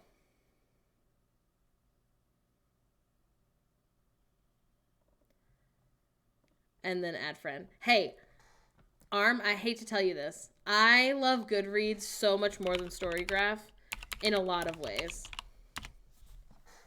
Now, oh my god, I did it again. Hold on. It's for one, it's this.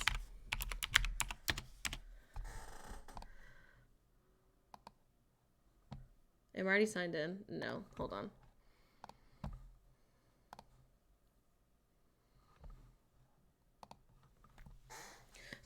Storygraph also sucks. So first of all, here's home on Storygraph. And again, I mostly use the app. This is just home. Whereas home in Goodreads shows you all your friends. Again, unfortunately, I made the mistake of becoming friends with everyone who sent me a friend request, so now I'm friends with a bunch of people I don't know. But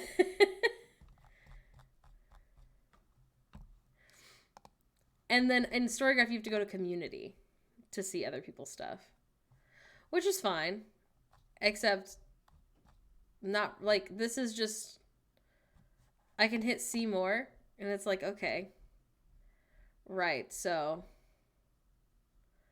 look at all this space. Now again, this is normal. I'm normally on the app.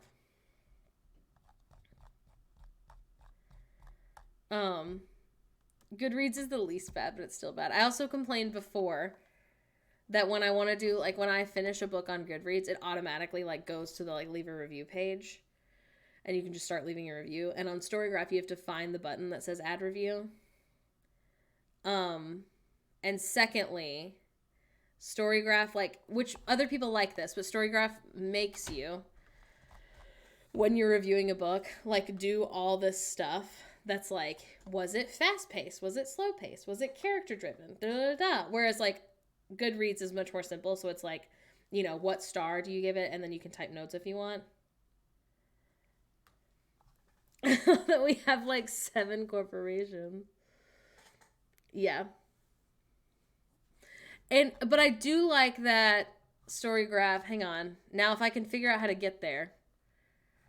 But Storygraph does the... Oh, I like that it gives me my 5-star reads. It does the graph thing. So, let's see. Mainly reads fiction books. Yeah, obviously.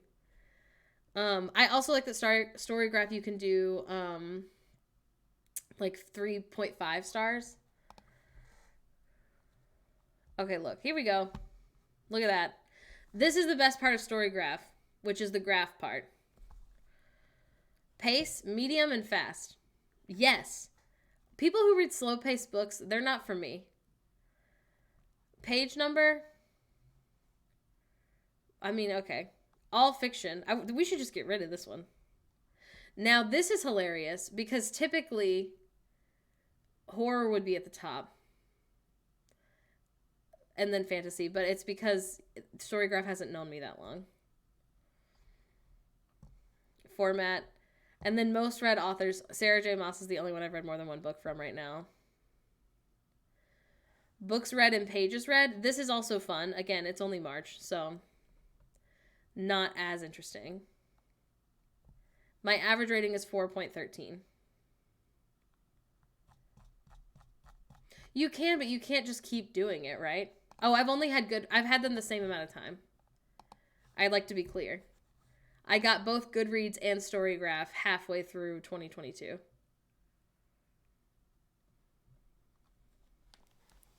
Yeah.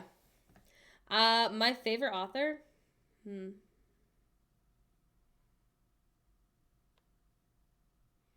I don't know. I hate to tell you this. The first thing that came to mind was Mitch Albom, and I haven't read one of his books in probably 10 years.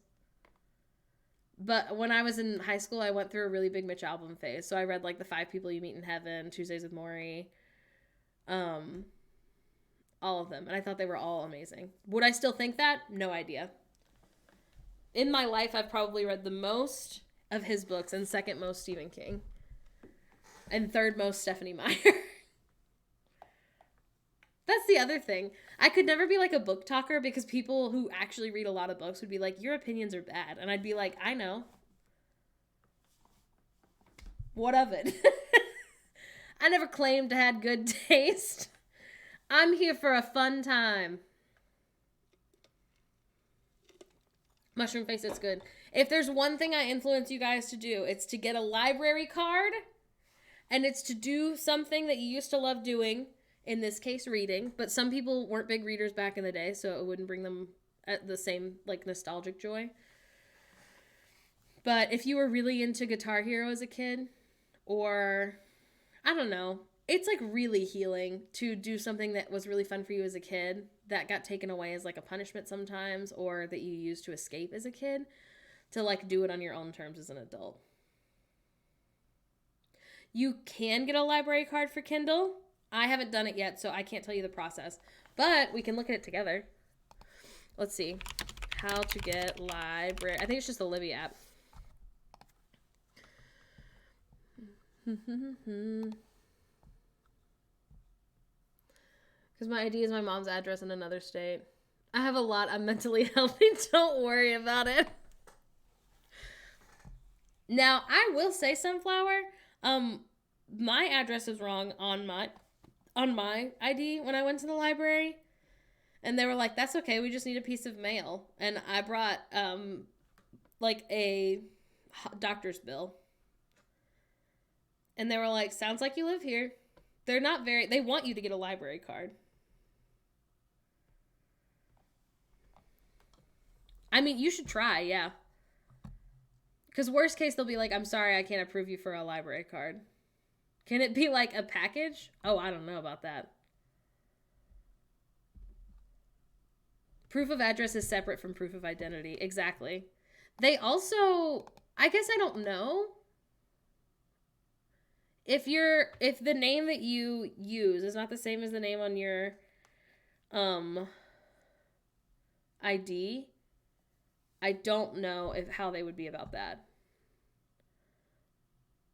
They usually want to bill paycheck or like government mail. Yeah. Usually, but again, like I literally have seen librarians on TikTok say that like if you just write down your address on an empty envelope, they'll accept it and be like, this is technically a piece of mail. Yeah. So all my mail is stolen, which is so cool. I'm so sorry, Sunflower. Anyway, yes, this says go to the website of your local public library, search for Kindle books or ebooks. At checkout, sign into your Amazon account and select the device on which you want to send the book. I do know that you can get ebooks on, or library books on Kindle. Yeah, you could also call ahead of time if you feel super weird about it. Our library, only really old women work there and young gay people, and that's it. They don't hire anyone else at the library here in Salem, Oregon. Those are the only two people who can work there. That's every library. I do want to just go to the library and sit and read. You can read the books through the Kindle app. Oh, nice. Cool. I have seen people doing tandem reading, which is something I maybe want to try, where they're like read their actual physical book at night, but like while they're doing chores, they listen to the audiobook. And I know I think it's Libby. I could be wrong. I think it's Libby though. You can do both. Like if you check out an ebook, it'll read it as an audiobook also, I think. This is coming from me half remembering a TikTok. So take it with a grain of salt. Same. I've never been into audiobooks. I have heard that a lot of the folks that I follow, because I follow obviously a lot of people who are trying to get pregnant or recently were pregnant, will say that like once they started doing real-time research, thank you, Kay, will say that they didn't really start getting into audiobooks until they started like breastfeeding, because then they're just like sitting there in the dark, working. And on Kindle, it'll track your page progress in the audiobook. So when you go back to the Kindle, it'll be that page. Oh, nice. Maybe I will get a Kindle. I don't know. I can't even think about buying an e-reader until I at least finish some of my physical TBR books. So, I don't know. I might get the Kobo, though. It looks really cute when Hannah holds hers. I just do it on my iPad, and I love e-reading that way. Here's the thing. My iPad's so heavy. And I love it. I love my iPad. She's over there. and I love her. But people, it has really good reviews. They all have good reviews.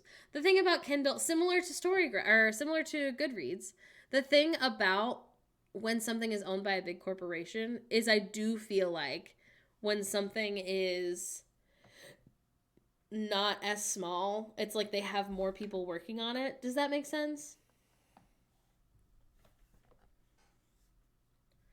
My eyes are too sensitive, so I like the Kindle for dark mode. Oh my goodness. See, I like things to be bright. My phone brightness, let me see how high it is right now. This is literally where my brightness stays on my phone. It's right here.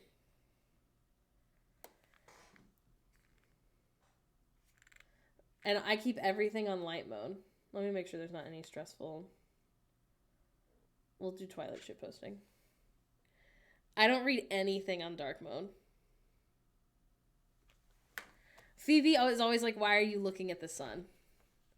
It's because I can't see it otherwise. So, like, Jacob, our friend, will send us screenshots of Twitter, and I'm not kidding you, I'm an old person. It has happened hundreds of times at this point, and every time for 2 seconds, I'm like, what app is this? Because it's in dark mode. And then I'm like, oh, it's Twitter, but it's in dark mode.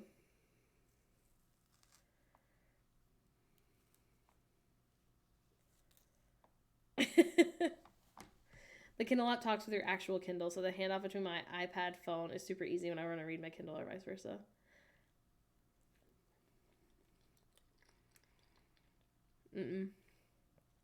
Chat right now is in light mode. And that's the problem with any time we try to stream from the iPad at first. Or try to like when we pull up pop out chat, it starts in dark mode and it takes us so long to figure out how to put it back in light mode. Because if it's in dark mode, I will literally not notice when like something new pops up. So I'll think no one's talking.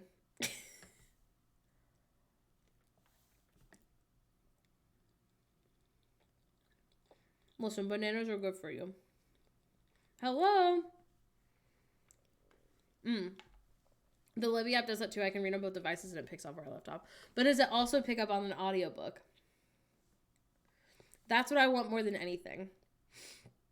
Because people will say, like, I get through my book so much quicker when I, like, listen to it sometimes and read it other times.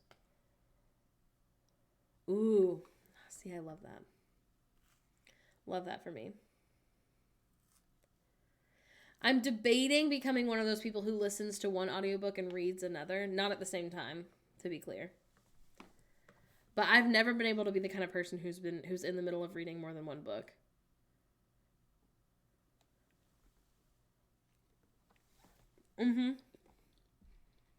I can't do it.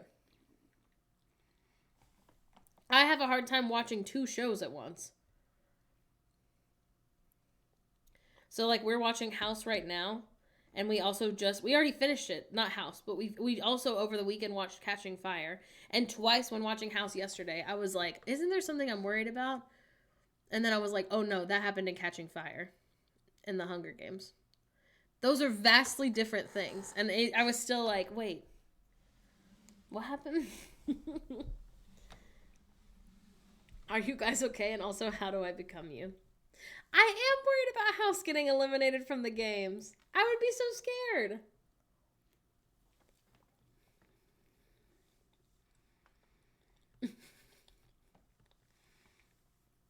I feel like House is in danger. I don't know why. We just started the last season of House. I didn't read Hunger Games. I'd like to start there. I didn't read it. I had actually never seen any of them until quarantine. And then we watched it for the first time. And I hated the first one. Hated it. I was like, ugh, I don't want to watch another one. And they were like, no, it's going to get so good. And I was like, how? I hated the first one. I didn't understand why anything was happening. I was like, okay, this is stupid. The other thing about shows like that, and I'm going to phrase this carefully so I don't get in trouble with Twitch, but things like the Hunger Games, I'm always like, the reason I enjoy shows is I'm always like, what would I do in that situation? Or like, how would I feel if I was the main character, or if I was this side character, or, you know, like I insert myself into that world, right? And in the Hunger Games, I'm like, oh, I'm out. The minute they call my name, and they're like, people are always like, no, in your insides, the will to persevere will triumph. And I'm always like, you don't know me. You do not know me. Are you kidding me? I always, as a kid, would be like, oh, I would never be in the army. And they'd be like, well, what if you had to? And I'd be like, I hate to tell you this. There's another option. But we're 8 years old, so I guess I won't mention it. Anyway, so we watched the first movie in quarantine. It's me and The Last of Us. I'm outie. We watched the first movie at the beginning. Not the beginning, like the 4th day of quarantine. So like the beginning-ish. And I was like, I hated that. And they were like, really? And I was like, yeah. I don't like any of the characters. I don't think Katniss is likable. Like, I don't really care. Like, Josh Hutcherson has very kind eyes, but like, I don't know. Like, I don't really get it. And then we watched the second one, and I was like, I'm invested. I'm into it. This is interesting.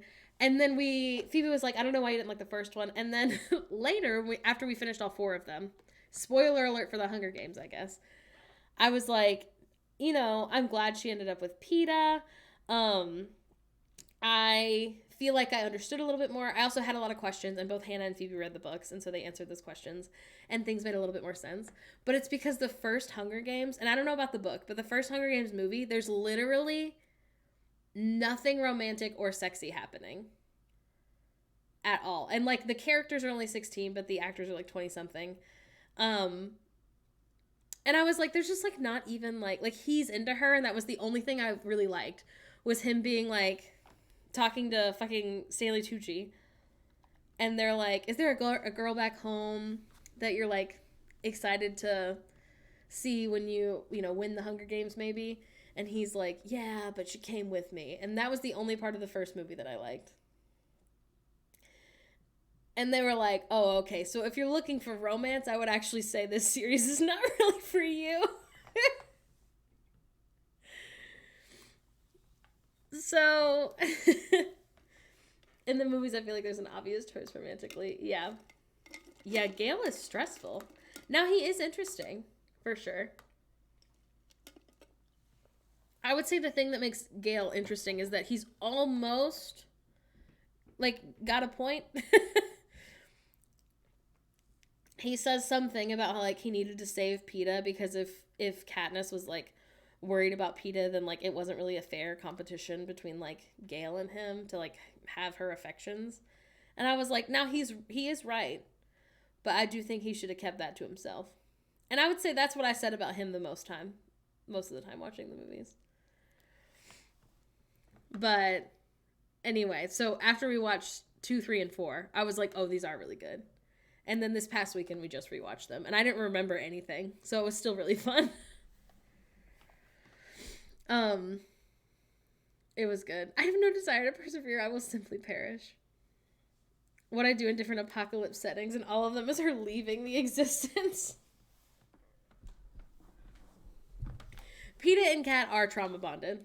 However, it's a strong bond. You know what I mean? Like, it does work. It's, I don't know.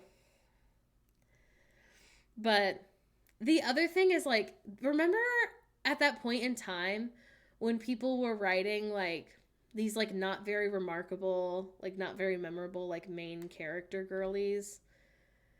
And, like, they would be like, she was a plain Jane. She was average. It was fine. She wasn't super likable, but for some reason, she still had friends. I just never loved that. I know that that's what Bella in Twilight is like. Okay, I know. But I was like, I want to care. Like, I don't need you to be... I don't mind a morally gray main character, but I do want them to be interesting. The girlies who are plain, but they happen to be from the super special section of society. She cares more about human connection in general. You're right. You're right, socially inept. But that's the, not problem, but that's like what, like, I really like the romance part. I think that's part of why I've really grown to like ACOTARs, because I've watched like the two main characters like relationship flourish. And I love it. She was a girl. He was a skater boy. He at least had one quality. Oh, listen, it's really interesting. She's in a love triangle with the plain boy who cares for her and the hot guy who is superior but also cares for her. No, exactly. Yeah. It was an era in time. I have certainly started to really love morally gray main character as like a trope. I read the book Mary at the beginning of this year. Divergent. I never read Divergent. Sorry. Mary by Nat Cassidy, I think is his name. Mary, An Awakening of Terror. This book just came out last year. And it was so good. I gave it 5 stars. Morally gray main character, like, hard. I would say possibly even bad person main character. The cover is A+. It's more human. I think the other thing is I feel like morally gray is what I want. Because if they're just, like, bad, I don't care about them. Oh, it's definitely a horror book. I don't know if you can see, but there's another hand touching her hand that's inside the bathtub.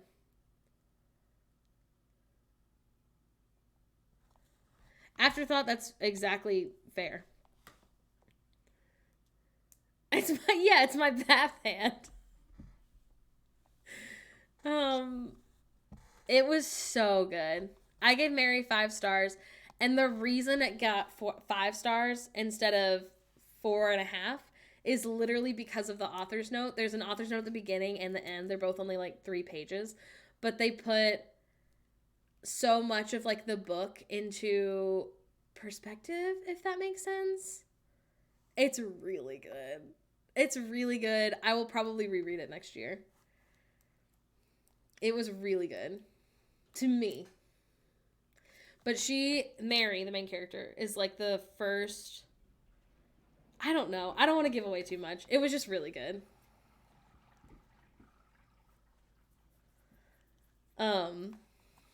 Amazing. It was also a great cover. I cannot believe it only came out like last year. Oh, Afterthought, it's so good. It was so good. I'd rather a bad person than morally gray, TBH. Let's do a poll. Okay. Who do you like best?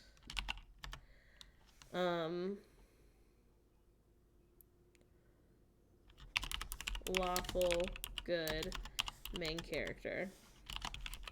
Morally gray, main character. Bad. Should I do evil? I'll do bad/evil main character. And then I'm gonna do like, I'll do like plain Jane, maybe?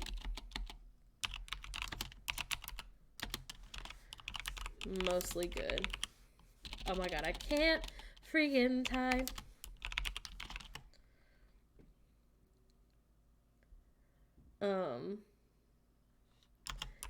Evil with, what's the word that I want? That's like background. Evil with like backstory. Evil with like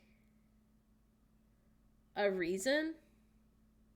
Evil with nuance.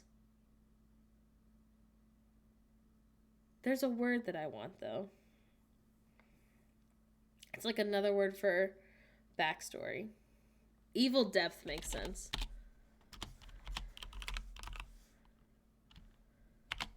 Hey, no spoilers in the chat for Akatar.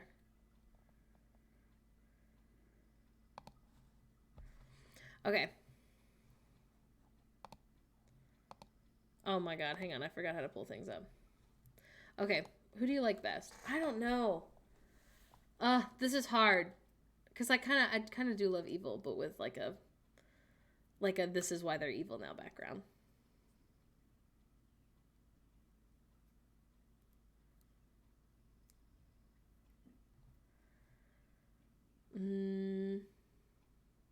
I don't know. I'm going with Morley Gray. I'm sticking with Morley Gray. Like an anti-hero like Harley Quinn. Ooh! It's too late. That would have been good, though. Evil Depth. An original from Victoria. I think a lot of Morley Gray characters are evil but hot. Live reaction from Penles. Give them evil hot. I love it here.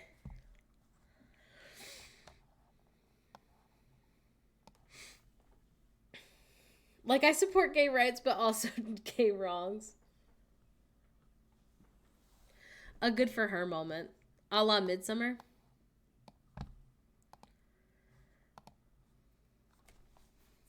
Ooh, itchy. On one hand, it's respectful to go full evil and commit to something. No, literally. Sometimes it's good for her. Carrie? If you've not read Carrie or seen the movie Carrie, sorry, spoilers for a book that came out in 1979 or something. Oh my god. It's literally a good for her book. I'm sure Stephen King didn't mean to write it that way, but literally good for her. The whole town fucking bullied her. Her mom abused her. And then she destroys the town.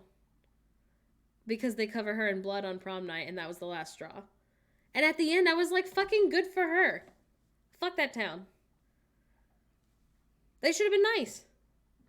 That is so slay of her. No, literally. I was absolutely rooting for her. Here's something fun, in case you didn't fucking know. If you read the book Carrie, she's literally not supposed to be thin. That's the whole thing. When they pour pig's blood on her at prom, it's because she's fat. And in every time they make the film, they cast someone skinny. It doesn't make any sense.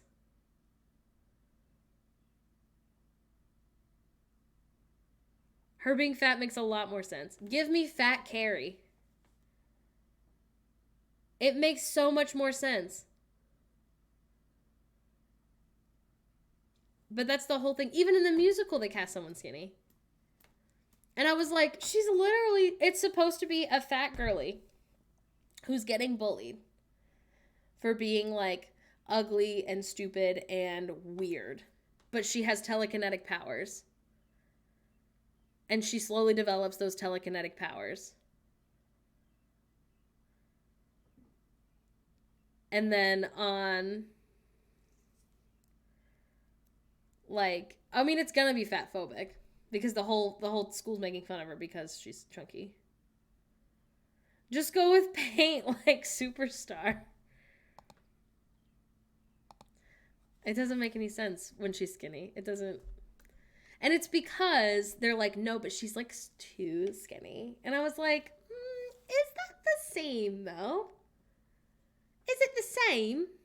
It's not. Because fat girls are always picked on. And skinny girls are sometimes, but I wouldn't say always. You know? It seems a bit weird to make her skinny. Do they tell her to go eat a cheeseburger in the movie? Hey, whoa. When was Chloe Grace in Carrie?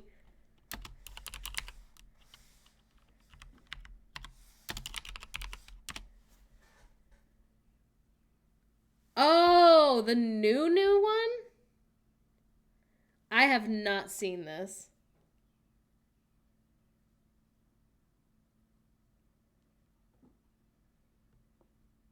I have not seen this. What? And I love her. It's not her fault. I have so many questions.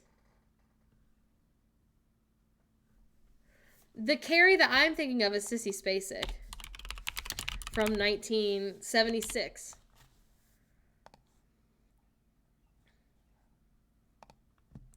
So this is what the poster looked like. Oh my god, that's not what I want. Can I open it?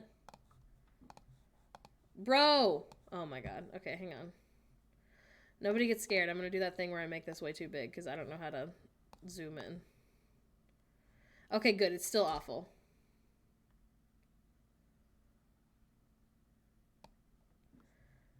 Let me find another picture.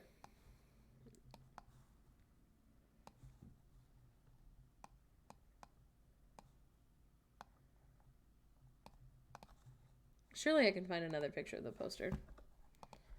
Okay, so this is Sissy Spacek, 1976. The poster does ruin the ending. I hate to tell you this. This is what like the cover looks like of the book.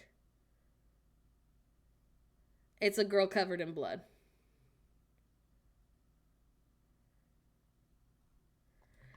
So I've seen this one once. The mom is also supposed to be chunky. And she's not. Now, in the... Oh, shoot. There's a made-for-TV one, which I've also seen. They still made her skinny. This is Carrie in that one. Who I know this girl from... She's actually in Dexter. She's not very, like, famous in Dexter.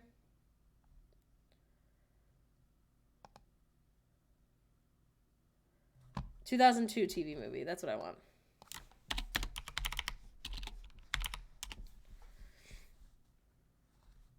It's a girly about to snap. Good for her. So this is her dressed up for prom. This is her covered in blood. For the 2002 film. I did not know that they made one in 2013. I mean, I guess I did.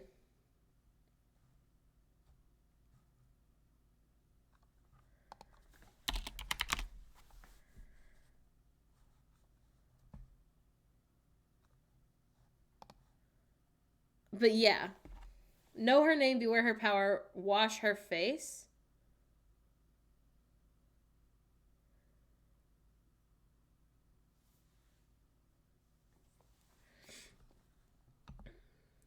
No, exactly. They could have remade it and made it make sense.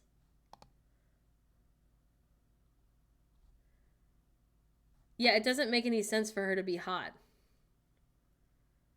Hello. They emulated Carrie's scene at the prom on Wednesday, did they?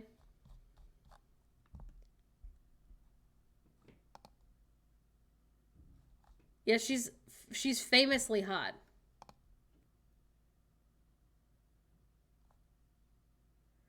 Also, the whole thing is like... They made her hair ratty and they were like, hey, this beautiful hot girl is ugly now. Literally! Also, it looks like they still made her mom skinny. Which doesn't make any sense!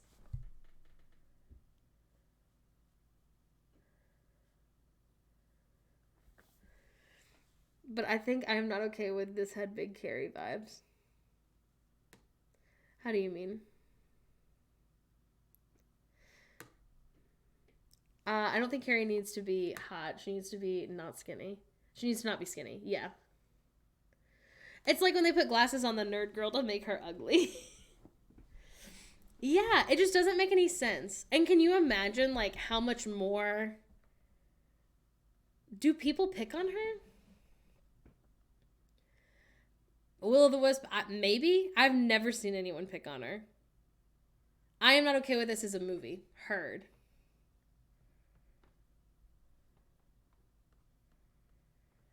And the mom in the 70s was well not fat emulates a horrific, scary, traumatic mother. So, oh yeah. I'm pretty sure that Kathy Bates was the mother in the 2002 one, but I can't find... Must not have been. I must have superimposed that. No, yeah. She's just in Misery. Which I also haven't seen. Oh, I love her. She's so cute.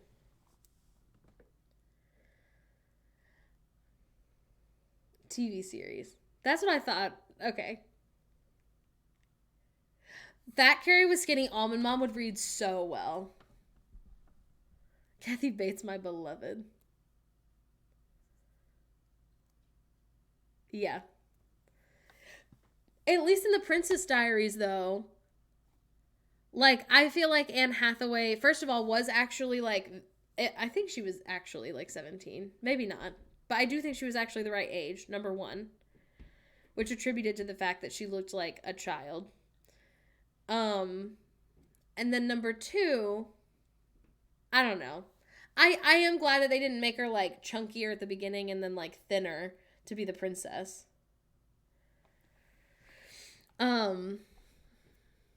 But yeah, can you imagine if they actually made Carrie, and Carrie was actually, like, plus size, and so people were bullying her for that, on top of the fact that she was super religious, and they couldn't figure it out. And then at the end, we have a fat girl terrorizing the town because everyone was mean to her.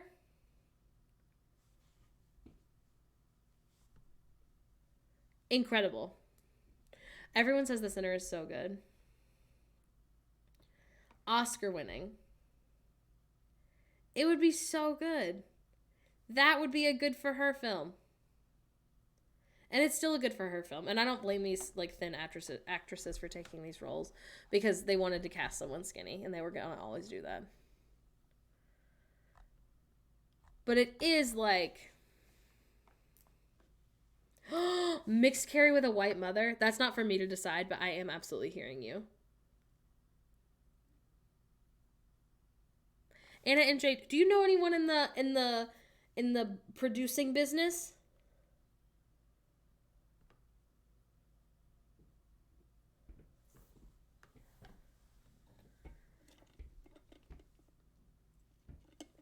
It would also add to the fact that, like, there's a whole bit. No. There's a whole bit in Carrie, the book, where the mom keeps saying that, like, if you just don't ever be promiscuous, then you'll never get your period. And so when Carrie does get her period, she literally gets in trouble because that's what the mom believes. Is, like, that somehow Carrie has done something she's not supposed to, if you know what I mean. And she hasn't. And, like, but Carrie and both Carrie and her mom believe that's why she got her period. Which is how the movie starts. The book starts also. And can you imagine the conversations that you could have?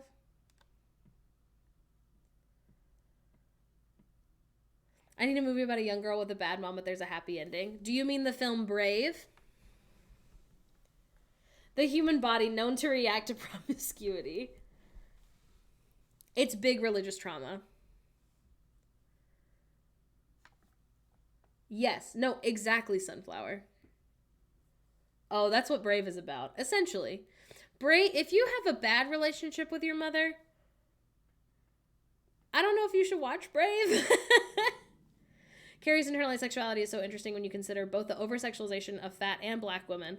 Also, if her father was black, I think it would be very interesting. Yes. I agree, Anna.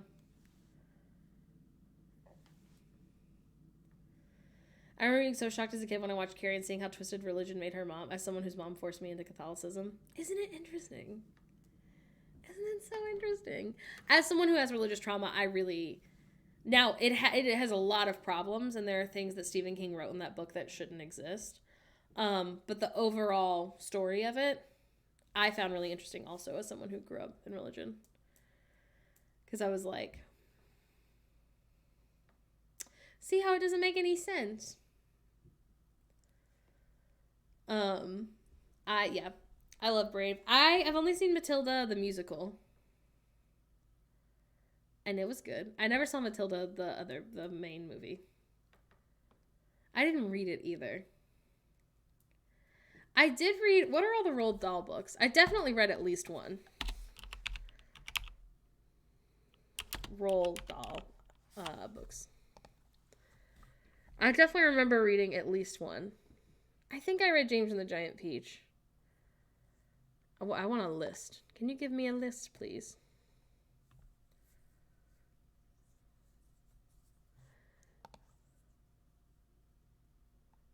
I think I maybe read The Enormous Crocodile. He has a book of ghost stories.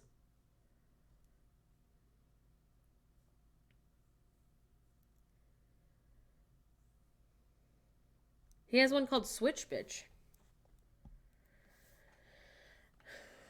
The way they casted America Ferrera in so many movies of the Fat Best Friend in the early 2000s. Yes. 100%. Also, the isolation in Carrie really affects a lot of aspects of religious trauma. Also, Carrie, it's literally in Maine, as all Stephen King's things are. And I haven't actually lived there, but based on other things that I know about Maine, and the fact that they're in a small town, it would be a primarily white town, right? So that would also add to Carrie being, like, picked on, for a nicer term for Twitch. If she was not white. Round the Bend religion. New additions that remove the word fat and make Oompa Loompas referred to as people instead of men. Yeah, the Oompa Loompas are super racist if you look at the old pictures, but we won't get into that right now.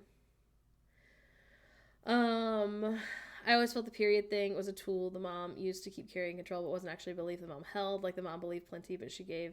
No, I think you're right.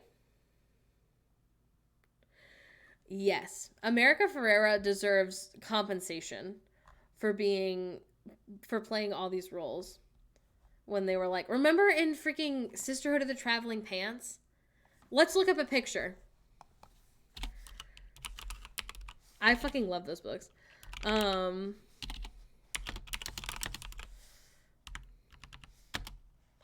Movie. When they're like, oh, I can't believe these jeans fit her.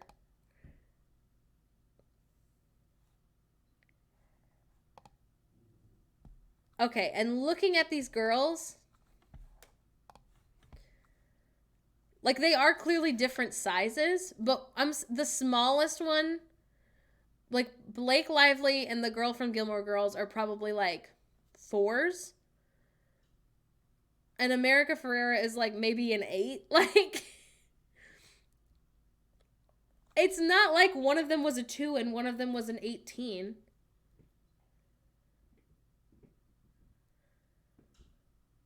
That sex scene scared me. I don't remember that. The 1 to 2 size different at max. I'm like, okay. No, literally. And the other thing is they dressed her, like, you can see, like, all of America Ferrera's, like, curves. And, like, you can't see this girl. And, like, not that I'm asking to, because they are literally supposed to be children. No, Anna. Yeah, I recently heard people being like, oh, yeah, he's a known not good person. And I was like, oh, that doesn't surprise me. Considering Dr. Seuss was also not a good person. Like, you know. Do you think the pants will fit all of this? Yes. Like, they're definitely all straight sized. Now, I loved them. The other thing is, I thought 2 of them weren't white. She is Ugly Betty. In the books, I thought that, but maybe I'm wrong. Is it 3 of them are white and then America Ferrera isn't? This is like what I know Blake Lively from in my head.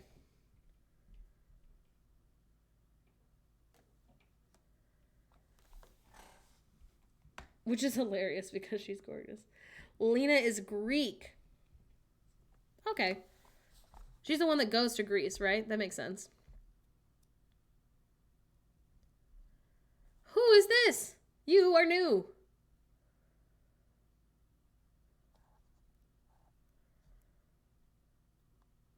It was a really good book. This is the one that I had. I doubt I'll ever reread it. Constantly casting on the roles they did. She's the token Latina fat girl, and I honestly felt like she probably felt... New pants just dropped. The same. Oh my god, do we have the same copy?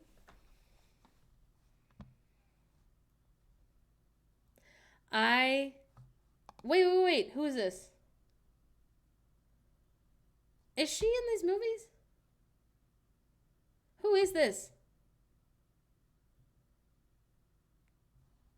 I know her. Lena's sister. The Pretty Little Liars girl. Oh, the one who does the shh. Lucy Hale. I didn't watch Pretty Little Liars.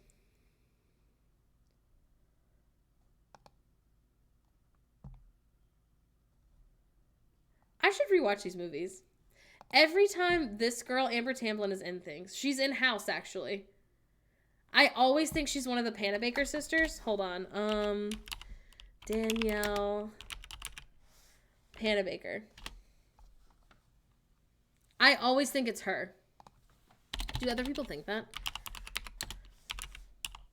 What did I say her name was? Tamblyn? I think they look just alike. I was so into Pretty Little Liars, I would skip past every scene with Emily, though, because I was afraid of realizing I'm gay. I've never had a unique experience. I cannot tell these two people apart.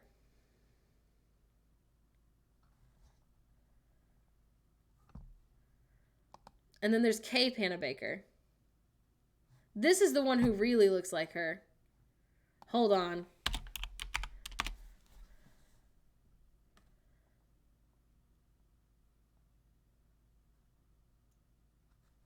I cannot tell these two people apart. There's no way. They're different people.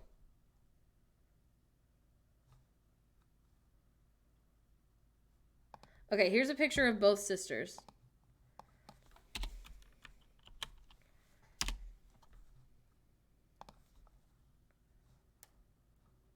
I would like just a normal photo of her. She could be the third sister. I always get the girl from Terabithia. I always think the girl from Terabithia is Dakota Fanning, and it turns out it's not. I just found that out. You're telling me this isn't Dakota Fanning? When my parents were around reality, I was watching it in my room at night looking for clues that I was so obviously gay.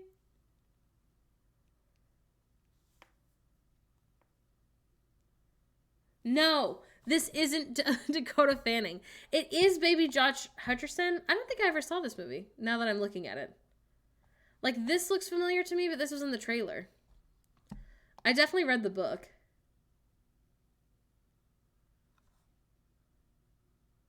Anna Sophia, one word. Rob. I would like her next to Dakota Fanning.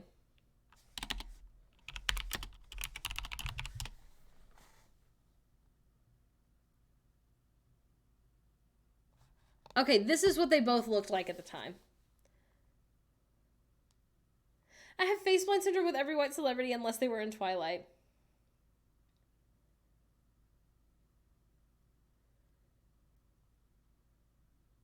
Look at them. And they look less alike now for sure. Oh, wait, maybe not. Oh, no. Wait, which one is this? Oh, terrible news. I still would not be able to tell them apart. Because every TV movie seemed like it was a big reveal.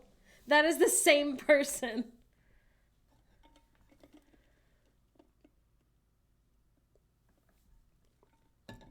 Listen, when other people are like, all white people look the same, I'll be like, no. And then they'll be like, can you tell the difference? Which one of these is Katy Perry? And which one of these is Zooey Deschanel? And I'll be like, sweat.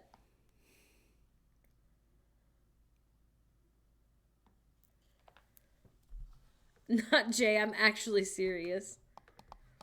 And I know what you're thinking. You're thinking they don't actually look that much alike.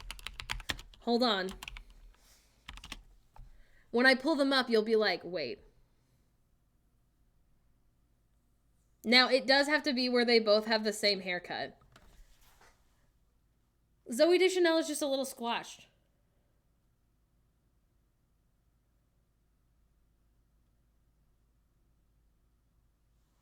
That woman, individual white male, hang on.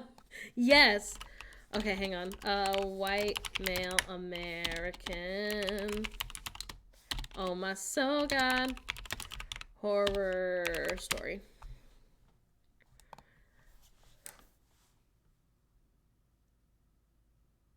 Long hair, short hair, glasses, no glasses. And that is the only way I can tell them apart.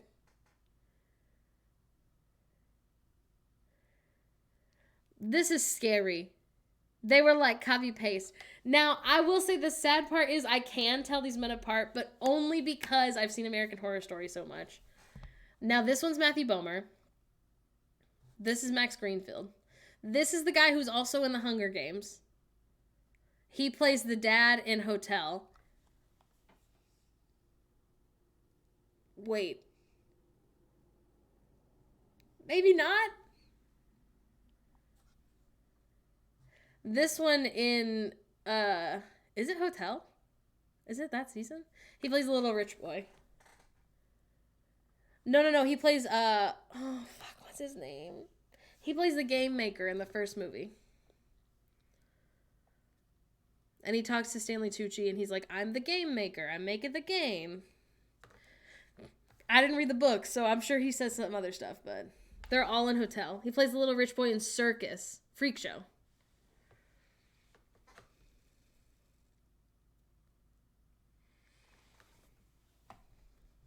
Isn't that something else? Ain't that something else? Here's another one of all 5 of them. Okay, I love how blurry it is. I think the blurriness adds to the fact that I can't tell them apart. One of them is Schmidt from New Girl. Hold on, this one. He's only in like 1 season though. I mean 1 episode of Hotel. This one, Finn is his name. He is handsome but creepy, and I can't figure it out.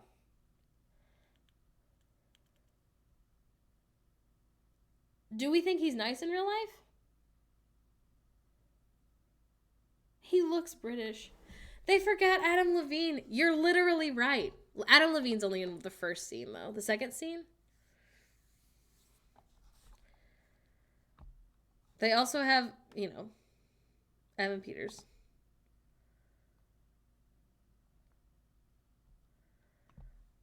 Who is very handsome, but has made some questionable choices with his life.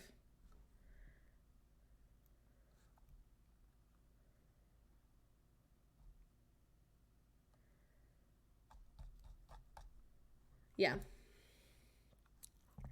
It's strange. Who are other people I can't tell apart? Is that not Tobey Maguire? Oh,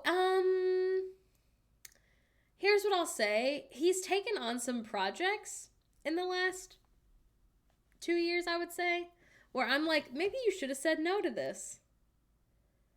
Oh my God, yes, Jessica Chastain. Hang on. Fuck, what's the name of the one who looks just like her? Bright Dallas Howard. Something like that. These two. This is 2 different women.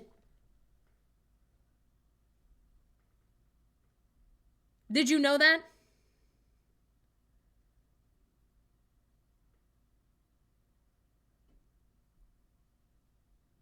If you're saying you can tell these 2 people apart, you're lying. Are they both in The Help? My ex called me great value Jessica Chastain in a tweet. I'll never forget it. Okay, it's a compliment. I had no idea they were 2 different women until very recently. Like the last year.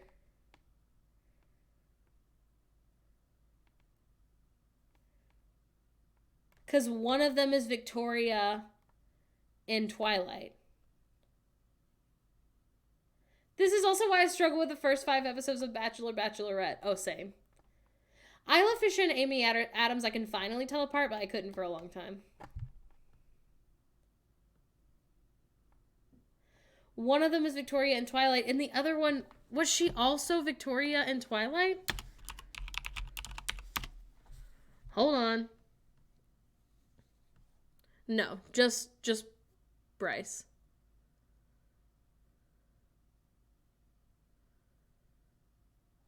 Here's what the two Victorias look like in Twilight. This one is Bryce Dallas Howard. This one is not.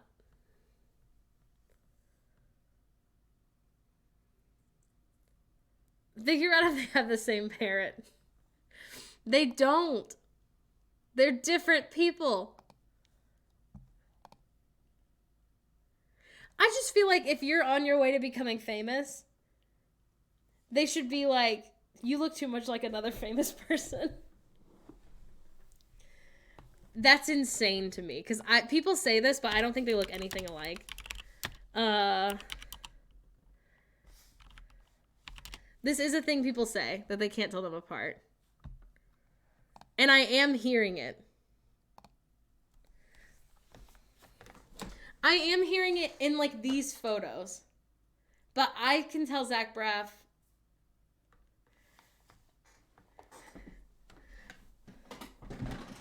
You have to change your name when you get your card because someone else has the same name. One is the blonde version. That's the thing, is Dax Shepard is normally blonde. Also, he doesn't normally smile like this. What I want is them in the early 2000s. I'm just picking a random year.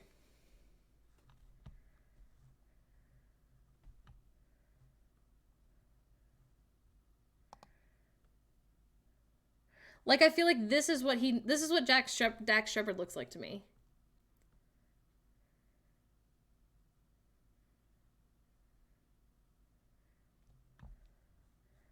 And look how handsome Zach Braff is. This is an edited photo of them.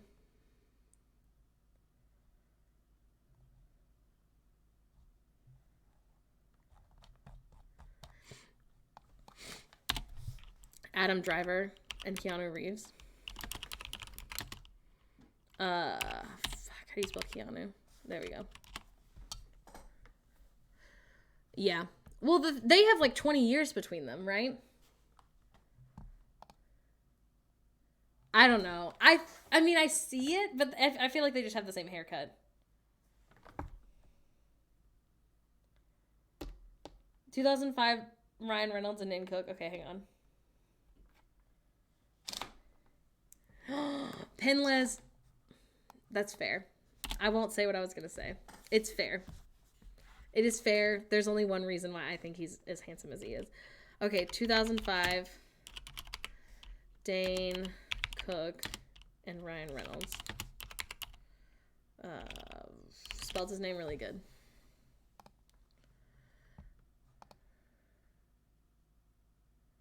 This is a really good photo of the two of them. They look great. Here we go. I don't know how to tell you this, but Ryan Reynolds is more handsome.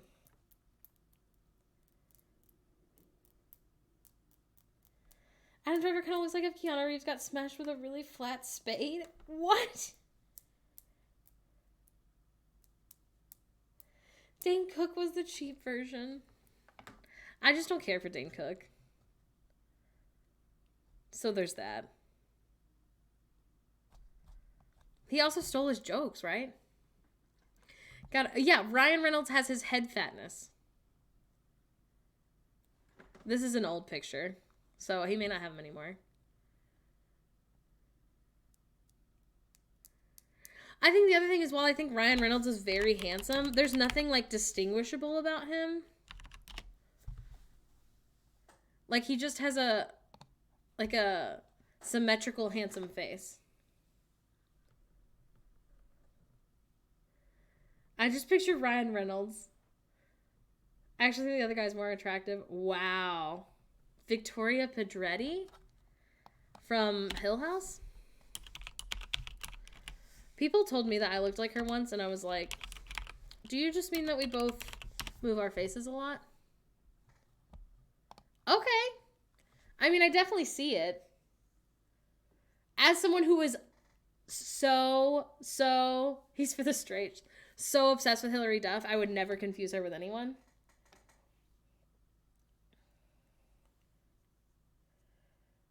Have some variety. I do see it. It's a common phenomenon. Common enough that other people have Googled it. But I don't think they look that similar. They just look like two white women. Legally good cheekbones. Just two friends hanging out, being pals.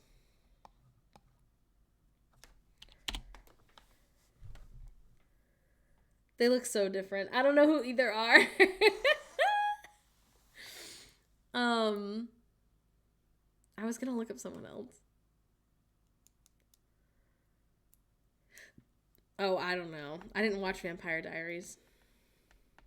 When Pedro Pascal had just been put in Star Wars, there was someone that people thought looked like him, and I thought they looked alike. Nina Dobrev, and Victoria Justice. Half faces. What? I 100% would have thought this was the same woman. This is two different women?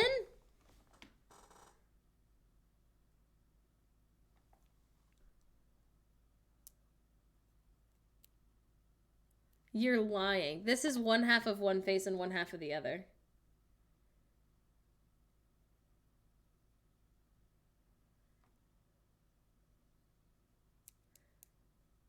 Somebody's parents are lying. I've always thought that... Where'd it go? It was on here. I've always thought that this girl from Modern Family looks like Mila Kunis. But everybody thinks that. Because they do. They look just alike, except this one has a pointier chin.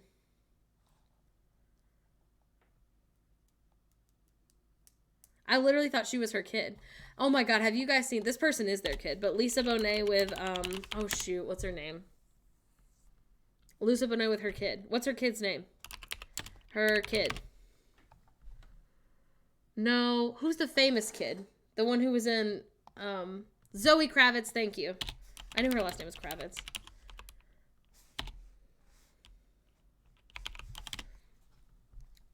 She really said copy paste. I didn't know Zoe Kravitz was Lisa Bonet's kid until we watched... I had never seen her in anything until we watched... It's Not Pretty Little Liars. Hey, what's the thing that she's in with Reese Witherspoon? Somebody's gonna know. It's like for suburban white moms. Big Little Lies. She's in Big Little Lies, and I said, oh my god, is that the girl from The Cosby Show? And Hannah was like, what? Because Hannah didn't watch The Cosby Show growing up. And I was like, no, yeah. Like, she's one of the, like the oldest sister, second oldest sister, maybe. And I was like, there's no way, because that girl's got to be like in her 50s, and this girl doesn't look that old. And then I Googled it, and I was like, oh my god, it's literally her kid. But she looks just like her. Is she 55? How do you know that?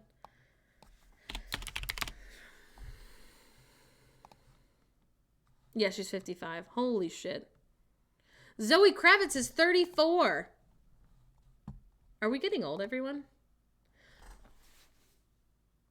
You're going to look at me and you're going to tell me she's not a Greek god.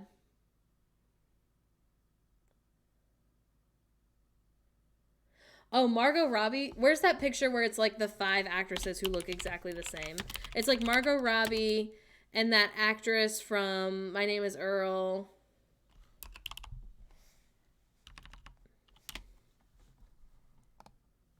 Is it this one?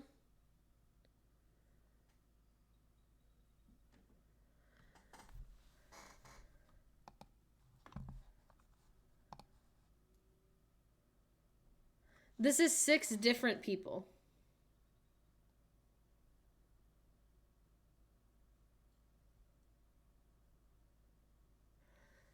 This one's Margot Robbie.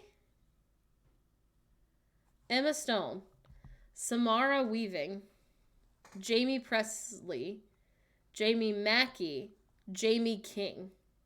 These are all Jamies.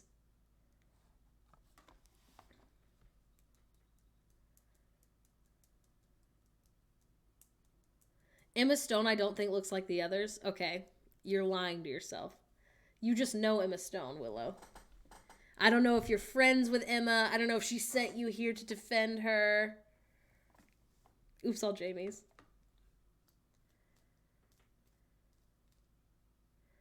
I'm gay enough that all these women look different to me.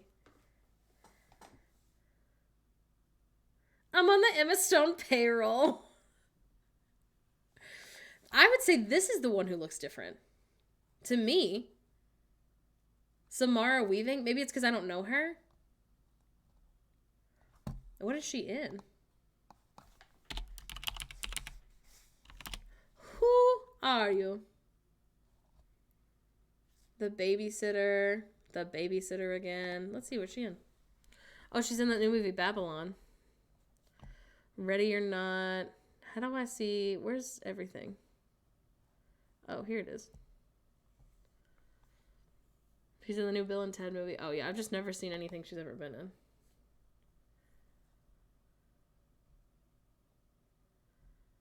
Yeah, I've never seen any of these films. That's okay. I'm happy for her. I'm glad her bills are paid. I don't know who she is. Sorry to her. Jamie Mackey, Samara Weaving don't look similar. Margot Robbie and... Where's the other, like...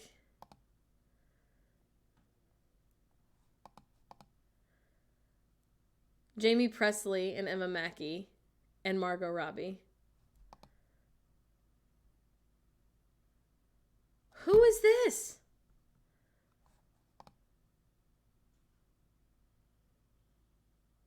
Oh, she's in Sex Education.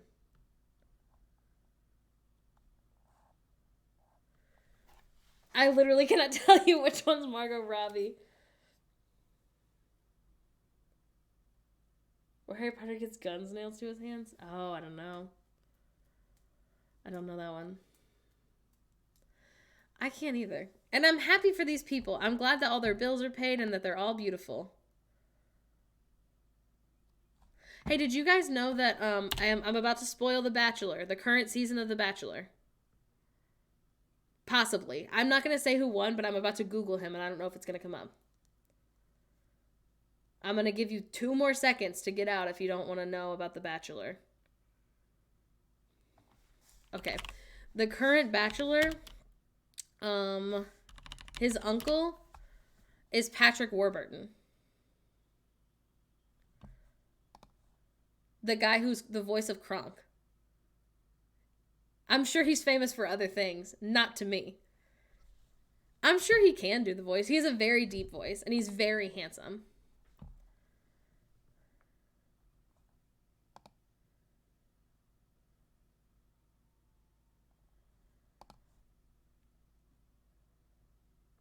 Isn't that bonkers? Every man thinks he can do the voice? Yes. Warburton bread? I don't know about that.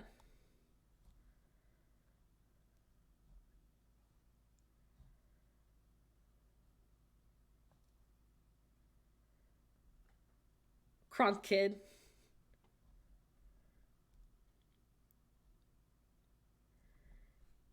He also have fun with the white people. He also wasn't on the season. They didn't once invite Patrick Warburton to talk on The Bachelor. I would never leave him alone at holiday gatherings. Do you think he shows up? Like, can you imagine? Oh, apparently he was on the episode of The Bachelorette. Whenever, the one that Zach was on, which I haven't seen. They didn't contract him to say Cusco's poison. If he were my uncle, I would make him do my voicemail. And it would be like, you've reached the voicemail, Morgan's voicemail. The voicemail specifically made for Morgan. Morgan's voicemail. Leave a message. I want the whole season re-aired narrated by him. You're right. That is what I want.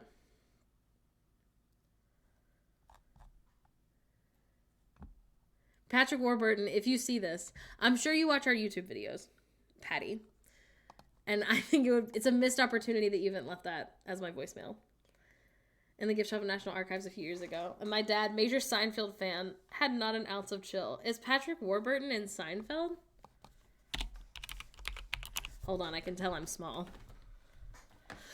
I would watch The Bachelor if it was narrated by Kronk. It would be a better show.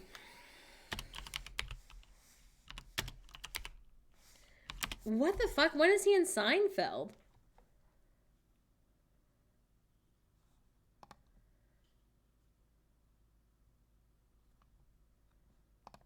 Oh, he's like chunkier.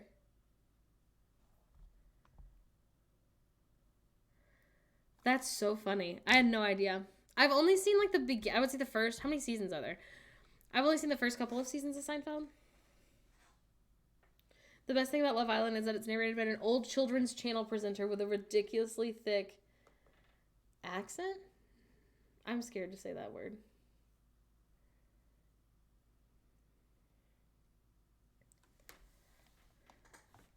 That's so funny. Yeah, I had no idea who was on Seinfeld. I need y'all to know that when I think of Paul Rudd, Giordi, that's what I was gonna say. When people say, what do you know Paul Rudd from? I know him from Friends.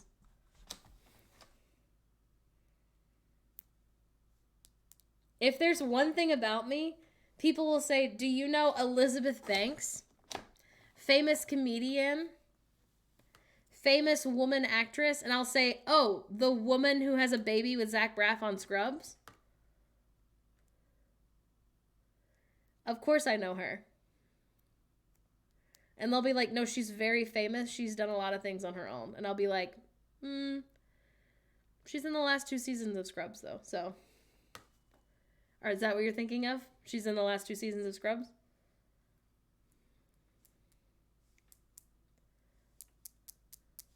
There's also a bunch of actors that I only know from Will and Grace.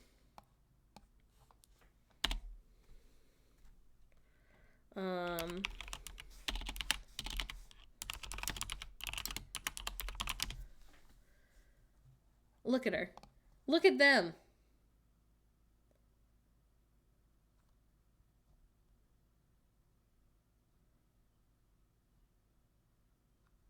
She's literally so cute.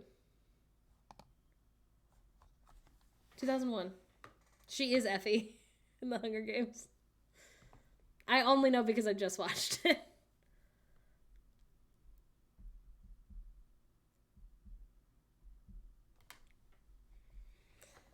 That's my fatal flaw. Is I'll be like, oh, I think they're in one episode of Scrubs. Oh, I think they're in one episode of The Golden Girls. She also directed Cocaine Bear? Did she really? I thought she was just in it. Maybe produced. Maybe she's not in it. I don't know anything. I did see her being interviewed about it, which I think is fun.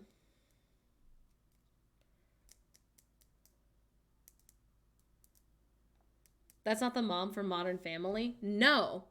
But hold on. What is her name? Because she does look like Elizabeth Banks.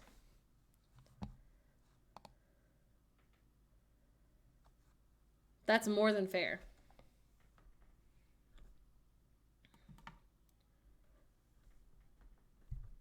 I don't know if she's stressful either. I hope not.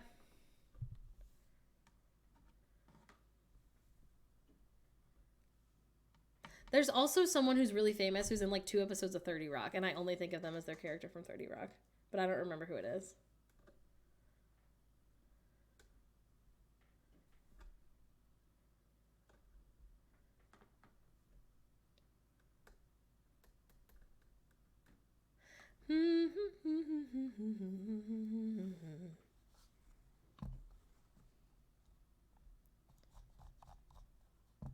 Listen, I love that we've come back around to not being able to tell people apart. That actor everyone claps for when they enter on Friends. Oh my god, Hank Azaria, also. Very famous. Incredibly famous man. Oh man. This man is super famous. To me, David from Friends. I'm a fan. Now, does it hold up No. Is it a good show? Technically, no. Have I seen every episode? Probably hundreds of times. Yes. Hank Azaria is incredibly famous. I know him from The Birdcage. That is the other thing that I know him from. Okay, and I spelt it really good. Thanks for asking. Look at his shirt that says straight looking. The Birdcage is one of my favorite movies of all time. Why does he look like this? I love him.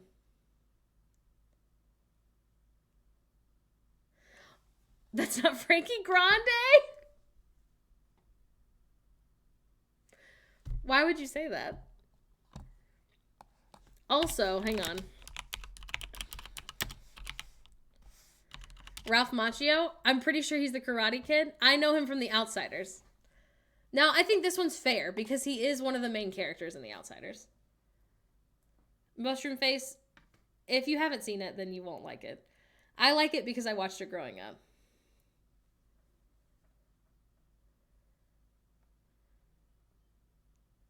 Ralph Macchio, to me, he's the kid from The Outsiders. Hello, John. Welcome. I do not wear shoes because they make me fall down. I love The Birdcage. If you've never seen The Birdcage, it is a film where Robin Williams and Nathan Lane are in a gay relationship. And their son is bringing home a girl and the girl's family because he's engaged to her. And the girl's family is a Republican senator and his wife. And so they pretend to be a straight couple with Nathan Lane and drag. I don't know, without the Puritan tablets, I don't know if I could make it. It's literally a masterpiece. It is so good. It's incredible. It is a 10 out of 10 film. I quote it probably at least once a week. Just 2 days ago, I said, oh, don't you have any girls on your bowl? Mine has girls. These are Greek boys playing leapfrog. It's hilarious. The tremendous crucifix.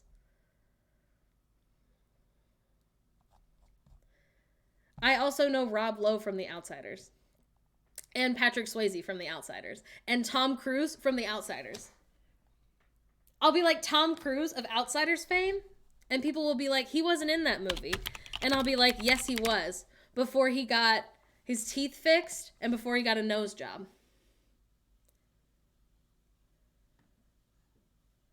Look at him.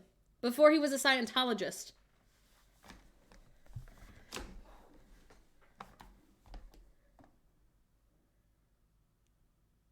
Look at him. You would never know. Actually, he may not have fake teeth in. I have no idea. Rob Lowe in this movie is the reason I'm bisexual. He slayed in his pre-Scientology era. He did. He really did.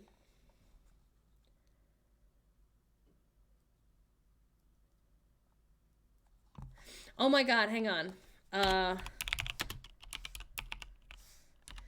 Maggie Smith. Very famous. She's in Harry Potter. She's in a bunch of other things. I know her from the movie Hook. I'll be like, Maggie Smith, who's in the movie Hook, when I tell you she is in 10 minutes of this movie. I'll be like, yeah, from the movie Hook, 1991. And people will be like, what's Hook? And I'll be like, it's such a good movie. It is really sad. Sorry to everyone, it's a very sad film. If you have a bad relationship with your father, don't watch it. Phoebe had never seen it. I had to make them watch it. They had never seen it.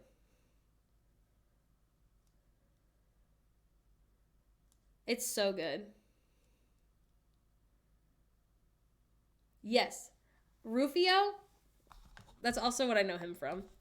I would say that I know Rufio from Hook before I would say I know him from anything else. But he's in other things. He is Zuko. But he's in other stuff too.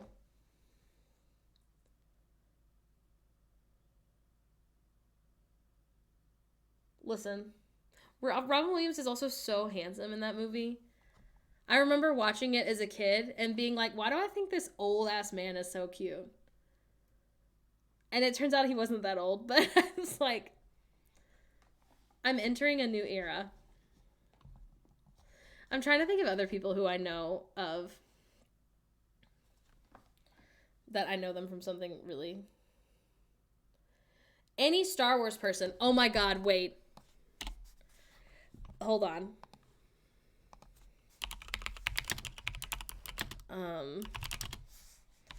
You guys are gonna hate this, and I'm so sorry. I'm so sorry to everybody about this. But here we go. When Carrie Fisher died, I didn't grow up watching the Star Wars movies. So I was like Carrie Fisher of When Harry Met Sally fame. And you'll be like, she's not in When Harry Met Sally. And she is. She plays Sally's best friend.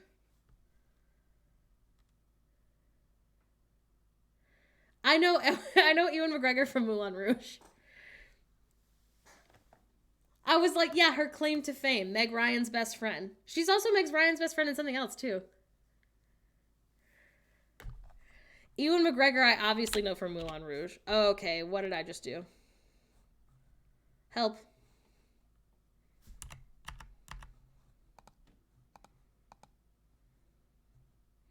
Okay, we'll just forget I did that.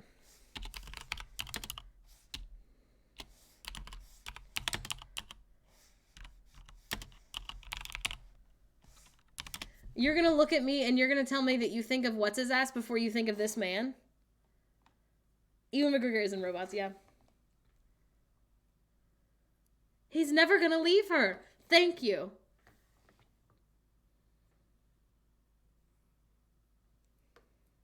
Look at him. He looks way better in this than he does in Star Wars. This man, he said, I will give straight people something. I will give lesbians something. I will give gays something. I will give everyone in between a little piece of me.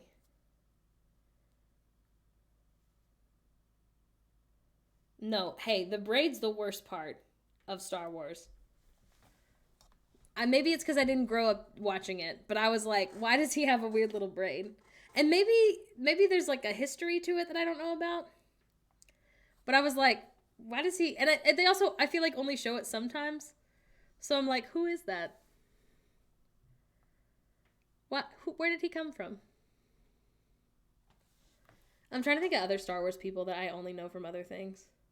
I know Pedro Pascal from Game of Thrones. So to me, he will always be Oberon.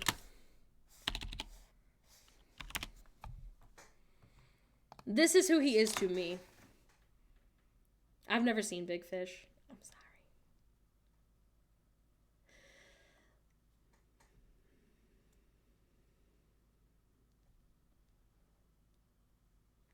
This is who Pedro Pascal is to me. People are like, ooh, I love The Last of Us. Ooh, I love The Mandalorian. Okay. I love Oberon, our bisexual king. Always ready to have sex with anyone at any time. Good for him.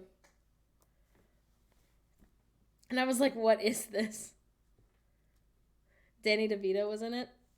I know Danny DeVito as the goat from Hercules. When I think of Danny DeVito's major role, that's who he is to me.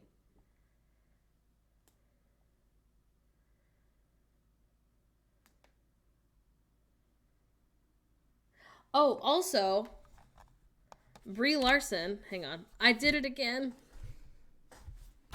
Thank you. Whoever told me a second ago. Oh shoot, what's the name of that movie? This is who Brie Larson is to me. The girl from Scott Pilgrim.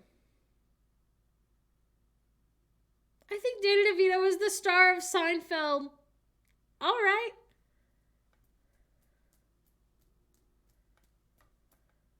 Liam Neeson is in Taken.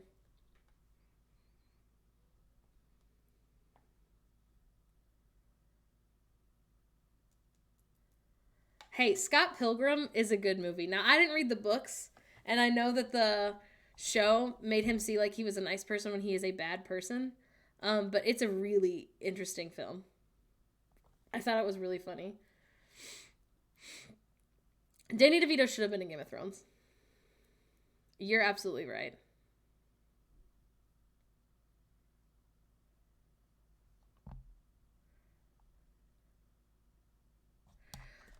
Shoot, I was about to pull up someone, and now I can't remember. Was it Danny DeVito?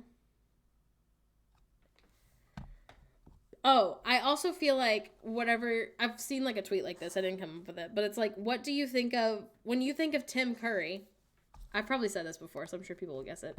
When you think of Tim Curry, what is he famous for to you?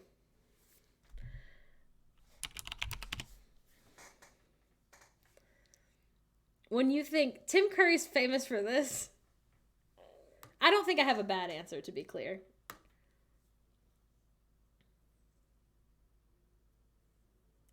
Legend? Nothing, I do not know actor names. When I think of Tim Curry and the person he acts with in this movie, both of them, I'm like, this is what he's from. He's from Annie, to me.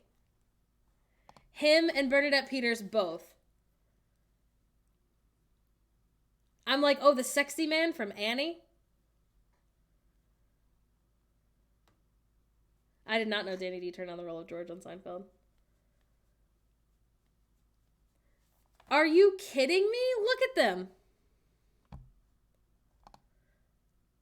I want to be the filling between a sandwich of them. Rooster and really Lily St. Regis? It's over. The reason I'm bisexual is actually just the two of them. Easy Stream. It's so good. Save for Carol Burnett. I know Carol Burnett from Annie. This is the version of Annie to me. This is the best one to me. Phoebe grew up with the one from the 90s, which is also an absolutely star-studded cast.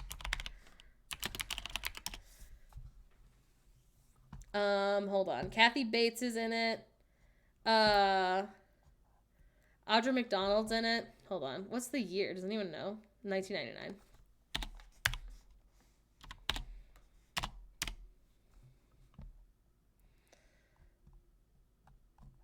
It's Tim Curry and Kristen Chenoweth.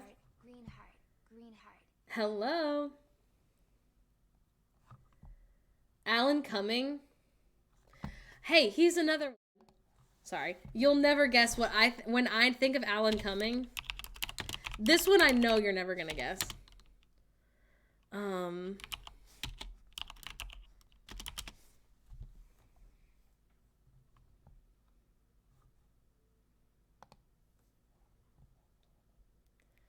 It's not Spy Kids. I begged my mother to let me try to be one of the orphans on Broadway. You should have. Is he in Burlesque?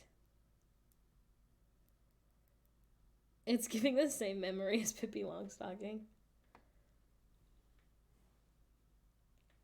Alan Cumming's not in Burlesque. He is in The L Word. That's not my answer, but I bet you didn't remember that. And Orphan and Ice performances. It is Son of the Mask. This man in Son of the Mask, this absolutely changed the chemistry of my brain. Because I remember watching him be Loki.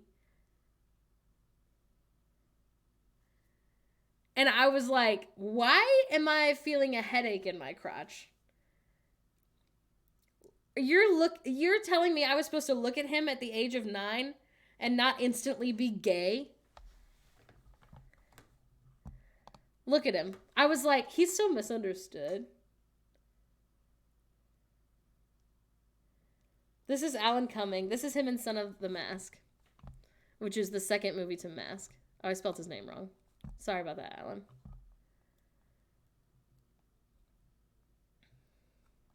Look at his weird fucking hair. I could change him.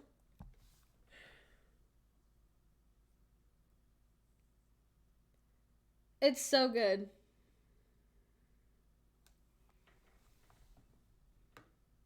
Yeehaw. Thank you, Jojo. Welcome. Alan Cumming. Is he really in Burlesque? I don't remember that at all.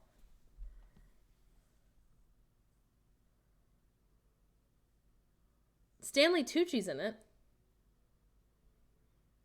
Is that who you're thinking of?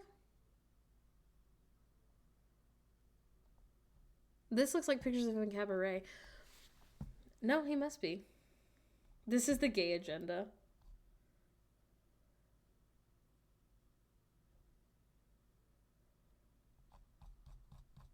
This I can get on board with. I know Stanley Tucci from Burlesque. Alan Cumming's the door guy. It's a reference to Cabaret. Interesting. I don't remember that at all. I remember fucking Stanley Tucci. I do need to... I doubt Phoebe's ever seen it. Cabaret... Joel Gray's in the movie, right? Or is it Alan Cumming in the movie? Look at him.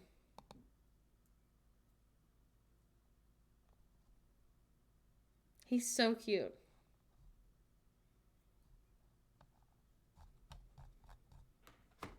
Burlesque is such a good movie. He does give me a headache in my crotch. He's precious. It is a crime, Shark Dad. Him and Cher together give me hope. Yeah. Alan Cumming has a club in New York that I really want to go to. But we'll see. Who's another Star Wars person? I know Natalie Portman from Garden State, which makes sense. I also know her from Black Swan. Look at them. Children! They're just two children.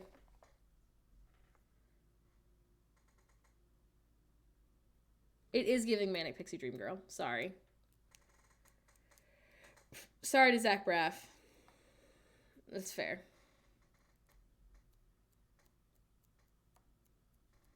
Zach Braff I know from Scrubs, obviously. The love of my life. We have come full circle. Nice. Okay.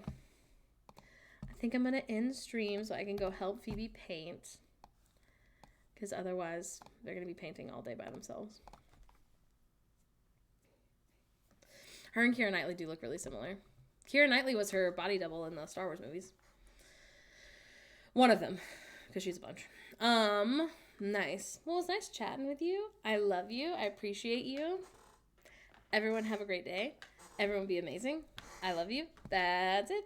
Goodbye.